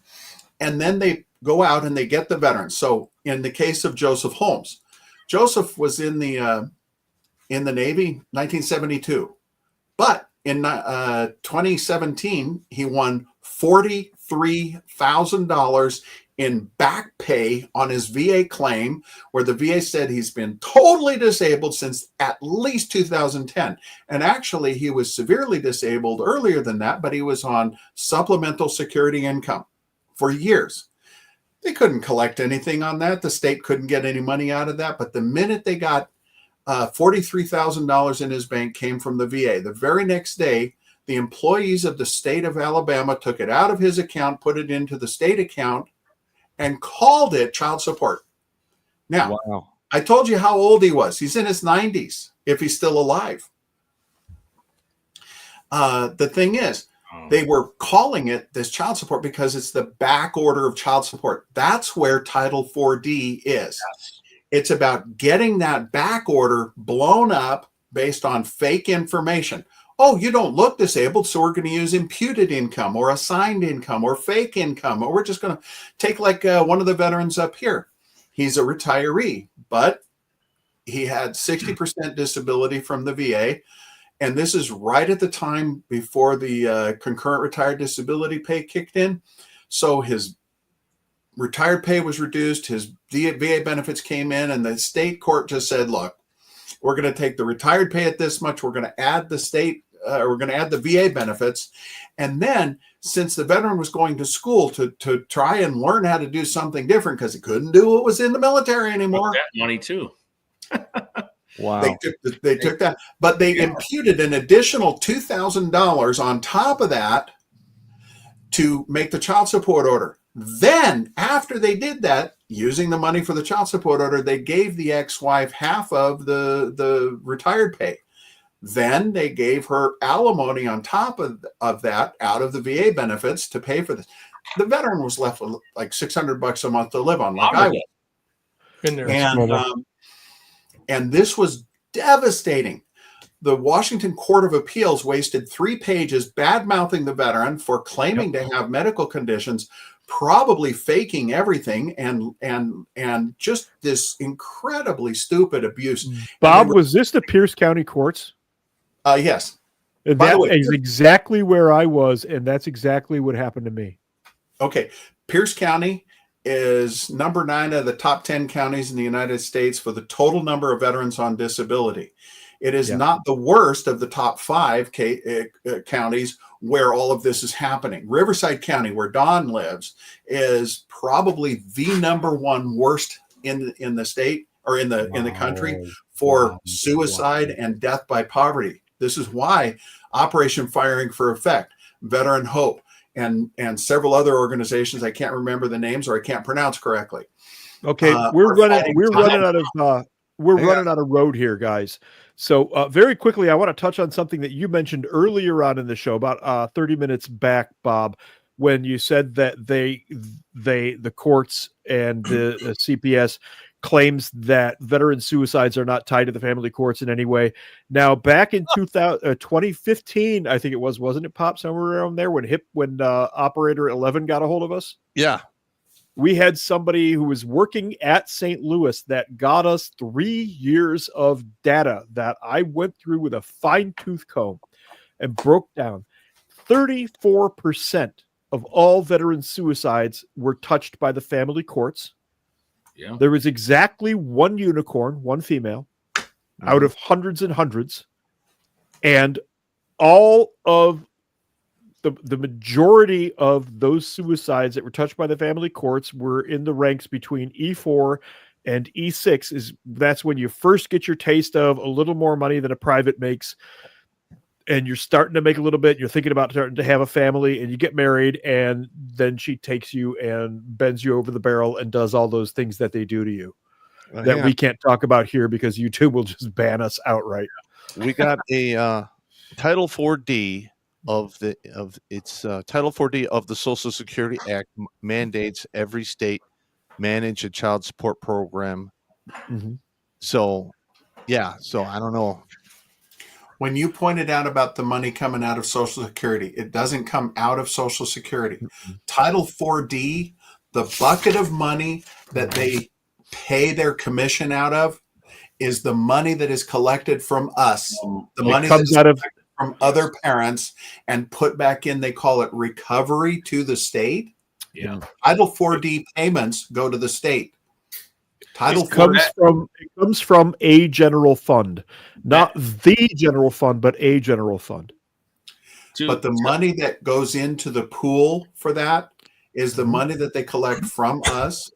Yeah. And whenever they use veteran benefits to make a child support order or to push us to collect it, yep, they get a credit for that with the federal government through HHS. And that credit through the Federal Office of Child Support Enforcement, that credit is their commission percentage. That's how they get calculated for the amount of money that the states get. Yeah. California, Washington, Arizona, and Texas are the top four.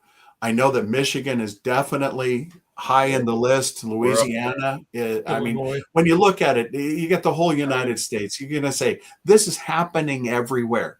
This is one of the worst problems that is causing veteran suicide and causing veterans to die just in homeless because they've got nothing left to live on, and they're in a car in the street under a bridge saying, what do I do? What do I do? I got the VA benefits. Some, like yourself, Brandon, you got the Social Security, and they're garnishing the Social Security. Yeah. Normally we only respond to super chats because we get so much traffic in the chat. But this one I want to respond to. Somebody asked, where the hell did Title D 40 come from in the first place? The answer, very briefly, is under President Gerald Ford in 75. The key figures involved in its development were Senator Russell Long, Democrat, Louisiana, Representative Al Ullman, Democrat, Oregon, and Representative Martha Griffiths, Democrat of Michigan.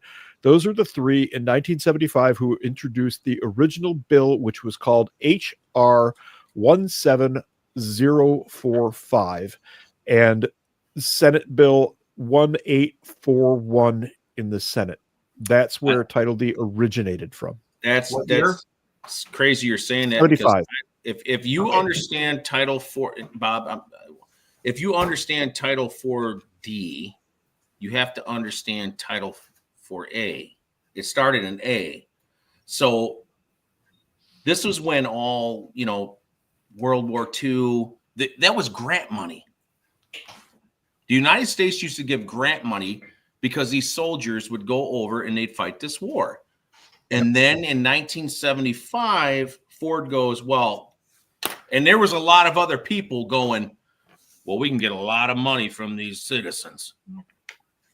That's what happened. And they changed it to Title 4D. So it was grant money, and you don't have to repay grant money. But now if you're on child support, Title 4D, you're on state assistance, period. And that's go ahead, Bob. The key point coming back is that veteran benefits have always been exempt from Title 4D. They cannot collect it, they cannot use it, they cannot fund it, they cannot collect it. The tiny bit of time between 1977 and 1981 where benefits received instead of retired pay, it's gone. Right. It's gone. The Former Spouses Act separated veteran benefits from retired pay, and the Veteran Benefits or the Veterans Judicial Review Act made veteran benefits exempt from everything. And that is the end of the line. So on Veteran Hope, you can, veteranhope.org, you can read about how that happened. Child Support and the Absurd Mythology of Rose explains that in detail and explains the effect of the Veterans Judicial Review Act. Congress did not reach into state jurisdiction to make veteran benefits exempt from state jurisdiction. That's the thing. Lawyers will tell you that Congress can't do that. But wait a minute. If Title 38 belongs to the federal government, Congress can dictate who has jurisdiction. And since Congress has said nobody else has jurisdiction, that means nobody can touch it. So what we're trying to do is help more veterans understand. everything these scumbag lawyers and judges and whatnots and magistrates and communists and whaters are doing is not just illegal, but illegal in a way that you can sue them as corrupt state employees. Fuck yeah, I want to see that. Okay, gentlemen, we have reached our end point for the main content for the evening. This is obviously a conversation that we would like to continue. We'd like to invite you back for certain. We definitely want to hear more about this. This is incredibly useful and interesting information. All of the links we presented here tonight will all be made available on our own website at redonkulas.com. And anything else that you want to share, we'll happily put stuff up there. We're going to link to your site, Bob and Don. We're going to link to veteranhope.org and bring that in there. Thank you guys very much for coming up. Let's just go left to right here. Don, give me 2 minutes. What do you got? Let me touch on a couple things. This is just a little bit of trivia, and I don't think Bob has it up on the website, but hopefully we'll put it up. For people that reference Rose versus Rose, most attorneys don't even know what that is. They just repeat it that, senior attorneys tell them. Charlie Wayne Rose he had 3 tours in Vietnam, was a triple amputee and was blind in one eye. Just so you know what was done to him. That's just a little bit of trivia that most people don't know about. The other thing I want to mention that I think Bob touched on this is that the language in 42 USC section 659 that people reference is dead letter law. One title cannot override Title 38. So it doesn't matter what that says in there. Everything in Title 38 is positive law, and that protects veteran benefits. And then the last thing, I won't take up 2 minutes, is Bob was getting ready to say, check out my case. My case is at the 9th Circuit right now. It's titled Wenger versus Warren. That's my last name versus my judge, James T. Warren, out of Riverside, out of Hemet Court in Riverside County. And it's going to be filed pretty soon in the Supreme Court, United States Supreme Court. That's all I've got for now. All right. Outstanding. Brandon. Well, I'm going to keep it short version here, but Pop, Steve, thank you so much for having me on. It's what you guys are doing. It's totally commendable, and don't make it weird. I know. We're gonna have to issue you a homo suspicion point if you go any further, man. You know that. I know. Don't start crying and shit. I'll have to slap you around. No, like I was telling Bob, we talked, and it's like, is it the enforcement, or now we have to go after judges? We have to do this and this and that. But I'm just thankful not only for you guys, but Bob in general. Just talking to him, and we'll get to the bottom of it. But I want to say thank you for having me on, and I really appreciate you guys. Yeah. Glad you came on, man. Thank you for coming on. You too there, Mrs. Turtle. We know you're there. I have a loving and supportive wife as well. She's hanging in the background. I'm trying to keep quiet. There you go. Bob. Awesome. Thank you for having me, and Don, and for bringing this to light. Basically, I go back to 2 things. One, how many cockroaches does it take to screw in a light bulb? Nobody knows, because as soon as you turn the light on, they run. That's what we want these lawyers to do. We have a great Constitution. It's outlived most of the constitutions on the planet by 100 years or more. And our Constitution gives us the ability to solve problems. We have a form of government that we provide the adult supervision for, and it's our job through voice and vote and care to support that Constitution. We are under the same oath. And by the way, every member of Congress, every member of the state legislature, every executive and judicial officer of the federal government and of the state governments are under the same exact oath that you and I and all of us here are under, to support and defend the Constitution, because It really is there so that we, the people, can survive the craziness of the world. Our program is a small part of supporting that. And from everybody here at Veteran Hope and everybody that has contacted us, we appreciate this opportunity to speak with you and to reach you. And please feel free to contact us through the website, the email, smoke signals, whatever works. This is a case of units linking up.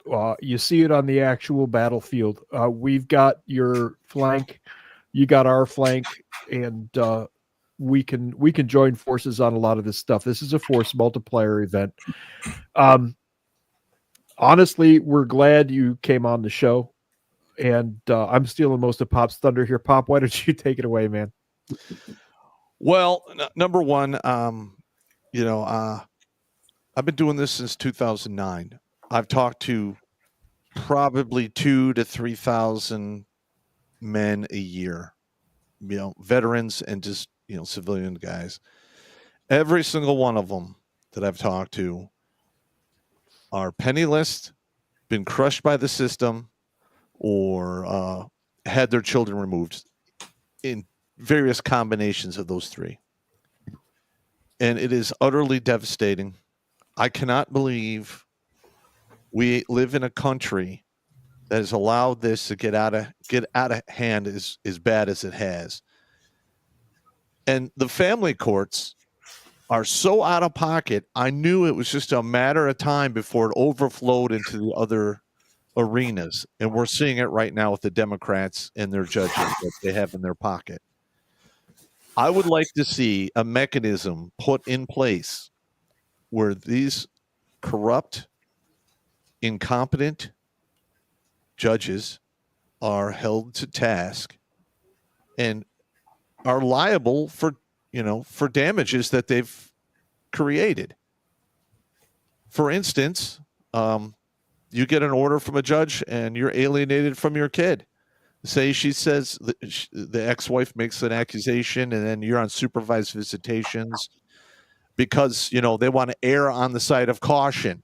Well, that erring on the side of caution is not mentioned in the fucking Constitution.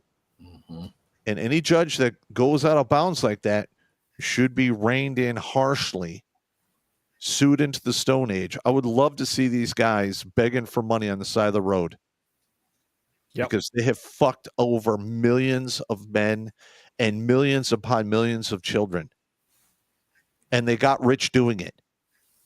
Fuck them. All right, that's they have killed more veterans by poverty and suicide. That was tough. The last 20 years than all of our enemies put together. Wow. Damaged all the children. They have damaged so many children. So thanks again for having us. Thanks again, guys. I appreciate it. Thank you. Guys, what we do now is go through the super chats, and there are some antics and pretty hysterical videos. So if you want to stick around for a little bit of laugh after that very serious talk, you are absolutely more than welcome to join us in our usual antics because things are about to get strange. Feel free to stick around. With that, Jimmy, I think it's time for Los Super Chatos, my friend. All righty. Well, gentlemen, we appreciate you guys coming on. Apologies that I was a little late to the show, but I always show up for the shows. But, let me just give you a little taste of the shenanigans that go around. Away we go. Oh, don't tell what you gotta say. Whatever it is, it's probably lame. If you want some advice and need some help, oh, how about you go F yourself? Go yourself, oh, F yourself. Nice. That's cool. Roll them, Jimmy. We're going to roll on here. We got over here on the YouTube side, 322 viewers with 283 likes. Whoa, that's a good number. That's a decent ratio there. Let's see. First one here comes from Bovine with $5. Says, blah, blah, blah. We are still screwed. Yeah, we can unscrew it though, man. But thank you. Yep. Let's see. And we got Pete Mayer here. with $9.99 says a friend of the court as a private corporation as listed in Dunes and Broad Street. Oh, Dun and Broad Street. Yeah. Yes. Yep. That's interesting. I did not know that. Oh, it's Several of them are. Interesting. That means they are liable for litigation. yes. If they are a private corporation, they are liable. Huh. Yeah. Carry on. Oh man. Let's see. And Bovine's next one here for $5 says friends of the court outweigh you. No, they don't. Well, baby, pound for pound, they got a lot of cat ladies and box wine. Yeah. There's a lot of fat ladies in there. Jimmy, give me a cat lady. I'll give you a cat lady. Well, let's see here. All right, where's my button at? We'll do the short one. Stop! Don't touch me there. This is my no-no square. Stop!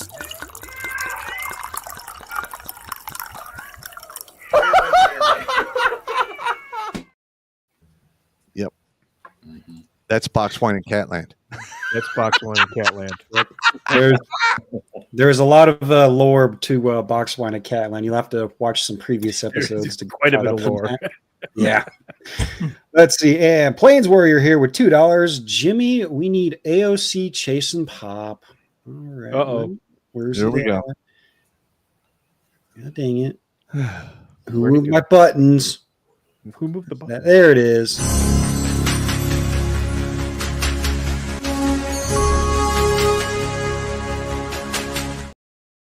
Yeah. Blake added some stuff and messed with the Like mess with the setup?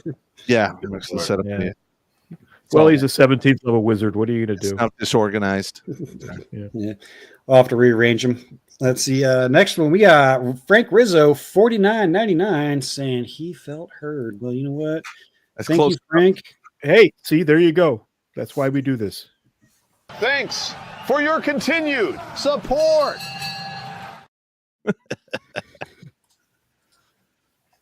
Nice. Let's see. All right, we'll jump over to the Rumble side. I saw a bunch of those go over there. Well, Jimmy's jumping over there. Don, Bob, and Brandon. We've got a guy named Billy Von Baum who just cranks these videos out. The guy is hysterical. We're great. We're grateful for his work. Yep. Yeah. And around here in the regiment, everybody gets fucked with. Yeah. Everybody gets fucked. It's Everyone. merciless. Yeah. You stick around too long, you too will get fucked with. Yep. Yep. But well, What was that Jeff, about the buttons? Bob, I commend you, and like I said, I appreciate you guys having us on, and yeah, no, it's going to be a flow of information, and hopefully we get a stop. I mean, We need to set up a second. Are you guys up for next week? Are you comfortable going with next week? absolutely good. Yeah, Okay, let's do it. Yeah, We'll it's gonna set that up after. I'll contact you tomorrow on that. But Jimmy's going to continue with the super chats at this point, and we will set that up and get it going. all right. Well, Carry on, Jimmy. everybody, grab your drinks because MGTOW here we Mando, go. Bolshevik. Bolshevik. Bolshevik. You know what to do, Jimmy. All right. Well, thanks again, guys. Yep, he got summoned. Bolsheviks. No, don't say it. Bolsheviks. No, please stop. Bolsheviks. It's showtime. Bolsheviks, baby. Everyone drink. Yeah, but did you remember the Mensheviks? The Mitch. Oh my goodness. Excellent. They may not have won, but they were very annoying. That's true. You're going to start another drinking game on here, which we probably don't need. No, I think we got enough drinking games here Soon. because let's see. Next one here, Net Guy 1975 says, Battle Dwarf. What? All your exes get a Hillary. Oh God, Oh boy. that's not good. Oh boy. I'm just gonna rip the Band-Aid off, gentlemen. I apologize. Be sure to grab the eye bleach.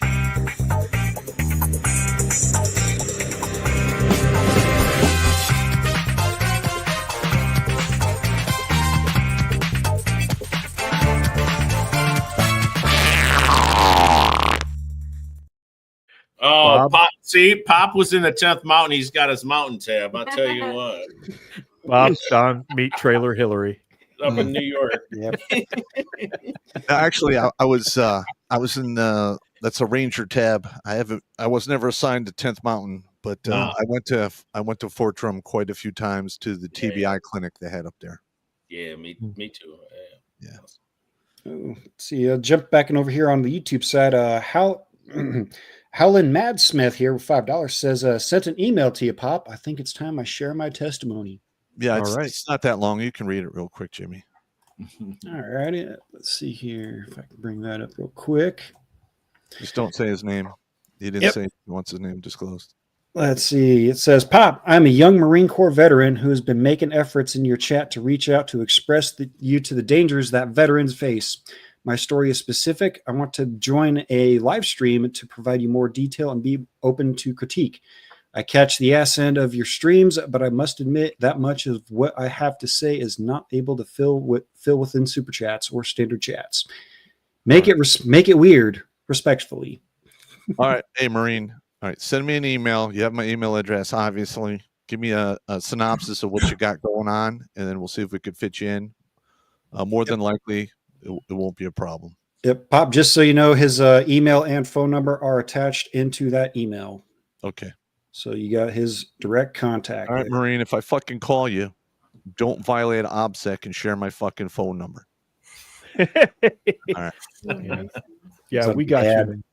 We got you, man. Let's see. Jumping back to the Rumble side, we got Tomahawk here with $5. Says, my son is going through a custody battle for his kid right now and is getting absolutely railroaded. Administrative Violence, Divorce, and Custody Edition. There you go. Yep. I could give you all the details, but that would take an entire show. Make it an entire email and send it to us. It will get read. Yes. Definitely. For sure. Let's see. We got Wyoming Buck 1963 jumping in. Says, national paternity test at birth required. Make it happen. Damn it. Yeah. Yeah, we need that. That is insane. The problem is the courts, especially in Georgia, for example, have already said, we don't care if you're the daddy or not. You're still paying. Mm-hmm. So that needs to be put to an end as well. See, next one here comes from William Crane for $20. Says, it just dawned on me that I was a POW in my own country for 20 years, and a fucking judge and my ex-wife did it to me and used my kids as the guards. War. Yeah, I went through that for 8 years. Yeah. Damn. Yep. Wow. See, dear Sarah J, good to see you there, sir. Says, I need to transition in a non-shit dicker manner so as not to accrue any extra homo suspicion points to mobile lurk mode and roll to work. I'll be listening like the NSA. Oh, right. You'd be surprised how little we actually listened. Mostly we were just fucking with each other. Pretty much. Let's see. And two guys here coming in. Says, Cloward Piven, overload the welfare system to bring about socialism. Bolshevism, but yeah. Yep. That's exactly correct. Yep, he said it. There, I said it. Bolsheviks. Bolsheviks. Now drink. Yeah. God. It's kicking in. Tongue is numb. Uh-oh. Let's see. Scrolling down here, going through the Rumble rants. Quite a big a pause there. So let's see. The hand with $20. Is it the hand or the fist? Whoa, hey now. We're skirting the edges. We're skirting the edges. Says, now that's an excellent Redonkulas episode. I am requesting a Bad Pop whiteboard series and end on how to fight courts in more organized format so we can take notes and take action. I saw that right away, and I want to propose right now that we get the 5 of us on here, and Pop has a studio green room where he is right now where we could set up the whiteboards and write all of this stuff out as we talk. I think we need to do an episode like that. Pop, I'll come down and help you set up the board. We'll have to talk about that offline. Carry on. Do you really want the dyslexicist to write on the whiteboard? Yeah, that's the point, though. That's really the point. Bob Don, if you don't know, Pop is his official title is the dyslexicist. He could misspell the word A. It's a special gift that he has. And it ends up being and write funny. books. Yeah, and he writes books. Nobody knows how he does this except I'm his editor, and boy, do I have to drink when I'm editing his books. Carry on. Carrying on. Let's see. Mando coming back says, good information tonight, gentlemen. Normally I would make another joke besides summoning Beetledorf, but tonight I will not. Hoorah. All right. All righty. Western Citizen jumping in says, just giving support for what you all do. God bless you all. Thanks, man. Thank you, good sir. Let's see. And a couple of duplicates there. That happens. Rumble likes to do that. And, let's see. Alucard, Pop's favorite chatter. The dog man called. She wants Pop to sing, and she wants Snoo Snoo. Bring beer in a tent. Make her squeal, Pop. Make her squeal.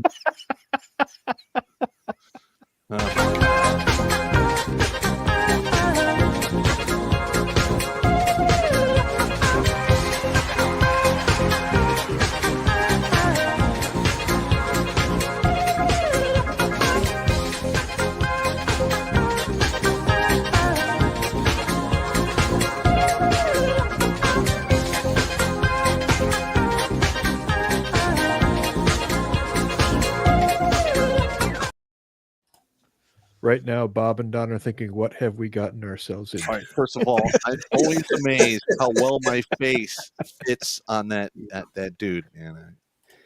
Guys, we deliberately insert this kind of comedy because of the topics that we cover. It just helps break shit up. Yeah. Oh yeah. If you don't have something to break the shit, you run into more. You're gonna shit. lose the shit. Yeah. Yeah. Let's see. Well, much as I enjoy this, I got other responsibilities I need to attend to as well. But I really look forward to seeing you guys next week. And thank you for having us. We'll contact you starting tomorrow and figure out where we're going to go with this. Thank you very much, Bob, for coming on. Appreciate it. Thanks, all right. Have a groovy day. Yeah. Raw. He said groovy. We know how old he is now. Carry on, Jimmy. Let's see. Carrying on. Looks like no more over on the Rumble side, but I know you sneaky bastards will throw one in there here in a little bit. We'll jump over to MGTOW.tv. We got one from Crazy Uncle here. Says, here's some beer money. Also, tell me if I'm wrong. When it comes to anything that may be legal, the key phrase is document everything. Yes. If always document everything. If you don't have a cabinet full of receipts, you're doing something wrong. Yes. Especially for taxes. On a side note, real quick, Brandon, do you have the transcripts of when your judge said you don't look disabled? Absolutely. Yes. And I have the recordings. My wife, when they put me in jail, my wife was recording everything. We have everything in binders. Everything. And everything's in binders. I mean, it's all very structured. You're lucky because I just mentioned to somebody yesterday, in my case and several other people that I know of, things that we remember from court. When you order the transcripts, they somehow disappear. Some of the judges' comments. Yes. Yeah, they do scrub stuff. Here's the thing, though, Brandon. If he threw you in jail because he's punishing you because of illegal orders, you can literally sue the shit out of the county and the state. Okay. Yes. And I would put a high price tag on that. Right. All right. Sorry. Keep going, Jamie. And we got two from Blankets over here on Odyssey side. Says, would you ever have any of them on a Sunday movie commentary episode? I don't know. Sure. I mean, if they want to watch a movie, they can watch a movie. Oh, yeah. Yeah. And Blankets again says, happy Fish Taco Tuesday. No, thank you. I'm all topped off on that. You're retired from that activity. Yeah, the fish tacos have got me into so much trouble. I'm done. Unless they're specifically fish tacos from Jose's stand on Wilshire Boulevard in LA. That's a different fish taco altogether. I don't know if I want to eat it. If you've been there, no. Gotta go to Jose's fucking tacos on Wilshire. Anyway, carry on. All right, sorry. All righty. Well, let's see. We got 10 watchers over on the Itchy Twitchies, and the Twattersphere is rocking 93 views. All right. Doing all right there. All right, and we'll jump over here to the emails for the Cash Apps here. And it looks like first one comes from Suze McCarley, $50. Very important subject. Thanks for tonight. Thank you, Suze. Thank you. Thank you, Suze. Oh, she gets one of these. Dang, where's it at? There.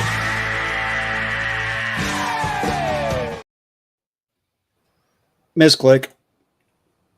That's fine. Suze deserves one of those. She's earned one of those. Oh yeah. Yep, she always does. Let's see. We got $25 from HKC for catching up. All righty. Let's see there. Let's see. We got $20 from Biggin 6621. $20. Bless you, bros. All right. And good deal. Also, I want to let everyone know I did go to the mail. I did go to the post office box. We're going to be covering a lot of, and we have a little bit on Thursday. Yeah. We're going to talk about some of the mail. All right, cool. Sweet. Cool. All right. And the man who is on the panel here, $50 from Brandon to break the shit. Great show. It was great. You, sir, get one of these. We're not worthy. We're not worthy. Right. There we go. That's the correct. I think that was one of the very first Billy Von Bombs we got. Yeah. I think so. Let's see. Oh, another one of Pop's favorite supporters, Nancy's Titty Twister. Yep.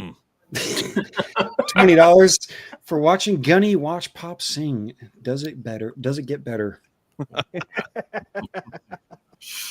I'm pretty certain that a Marine Corps gunnery sergeant has seen weirder shit. Yeah. That's funny. Don has no comment. Let's see. That covers all the Cash Apps. So I'm going to jump back through the other chats. I know you bastards on Rumble. Did you sneak one in on me? Alucard, really? Let's not traumatize. Probably. Let's not traumatize the guests. But thank you for your $5 super chat. Do it. Yeah. Do it. Oh yeah, Ace in rare form. They're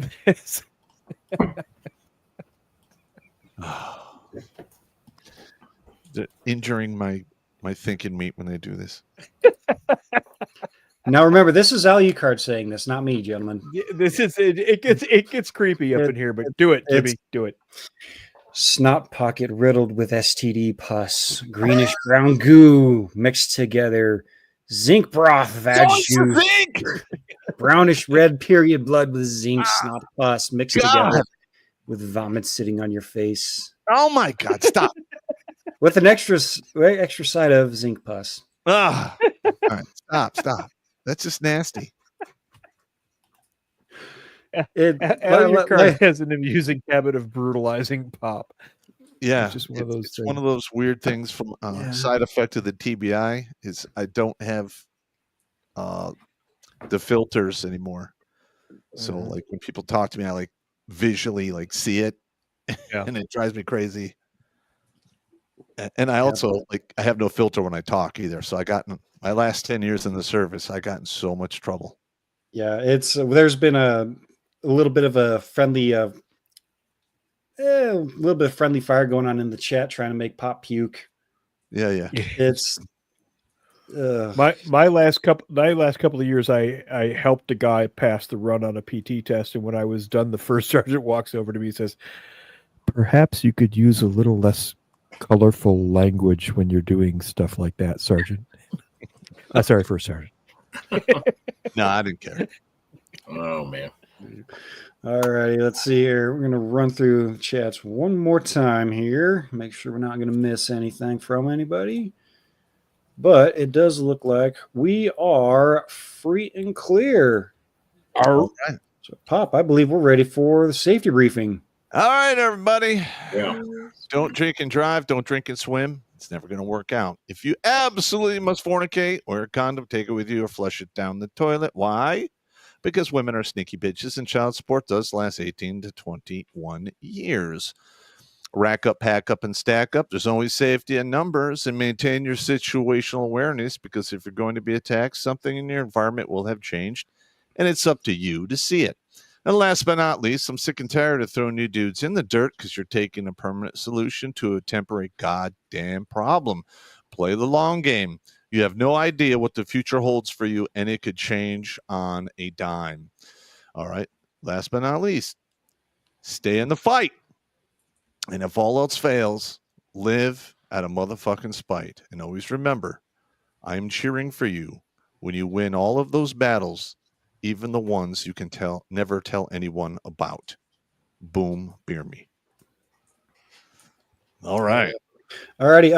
Any final words from you and Brandon and Don there? Sorry. No, I just appreciate you guys. I appreciate you having me on. It's all good, brother. Thank you. Thank you guys so much. Welcome to the show, man. Welcome We to also the show. talk a little bit after we end the show, so you can stay on. Yeah, I don't have anything, but again, thanks for having me, and I've got a lot more information I can dump regarding my situation, because it's not unique. Well, it is kind of unique, but I'm sure there are many other service members who've been screwed in different ways that, It's very important to the brotherhood. It's very important to the regiment that we get stories like this out there. One of the biggest things is not feeling alone. I remember feeling so isolated, particularly because of the world that I worked in, where it was classified. And once I was out, that was it. I was ostracized from my brotherhood. And I've never felt so alone in my life. So this is very important. I came and found you. So shut up. Quit your bitching. Hey, I'm just telling a story here. All right, I got you. Thanks Okay. again, Don. Appreciate your time too. All righty. And as always, gentlemen, you guys know my final spiel. Right here. We got a $49.99 on YouTube. Oh, holy shit. Let's see here. Give them a We're Not Worthy anyway. Fuck it. That's a penny. We can do a penny. Shalinda, Brandon, and add me too. All righty. Yeah. Ironically, Brandon is my maiden last name. Oh, thank you so much. Well, ma'am, you deserve one of these. We're not worthy. We're not worthy. Thank you very much. We appreciate it. We don't have a joint account. Ironically, my maiden last name is Brandon. That's funny. I got it. We're the Brandons. Let's see. Howlin' Mad Smith came in over here on YouTube again. Says $2. Says, can we kickstart a landmine? It's probably not a good idea. Don't do that. I mean, you could do it one time. I have a landmine story, but I'll tell it later. If you want to trade in your meat suit, by all means, but I don't advise it. Actually, I've got 3 landmine stories. There you go. But as always, guys, you know my spiel. Head on over redonkulas.com. Got all kinds of merch. Let's see. What did I order? I think I got a stay in the fight, live out of spite shirt. Does he have hoodies? I believe so. Yeah. We want some hoodies, man. Yeah, there's hoodies. Oh, it's You cold. gonna go ghetto up there in your red trash land? we still got. Hey. So my people you're talking about, all of my family's from over the bridge. But hey, if you can't get a shirt, get yourself a nice little drinking glass. Get you a pint glass. Get you a rocks glass. Yeah. I did order the rocks glass and the koozie. I think I got a hat and a shirt too. Too cool. So you know what, guys? Very nice. Yeah. You guys all know my spiel. And of course, never let your girlfriend use your shot glasses, because you never know. Because if she washes her cootie juices in the dishes, that's not a shot glass. It's a squirt glass. That's disgusting. All right. See you on Thursday. Go to bed. Get out of here. Oh.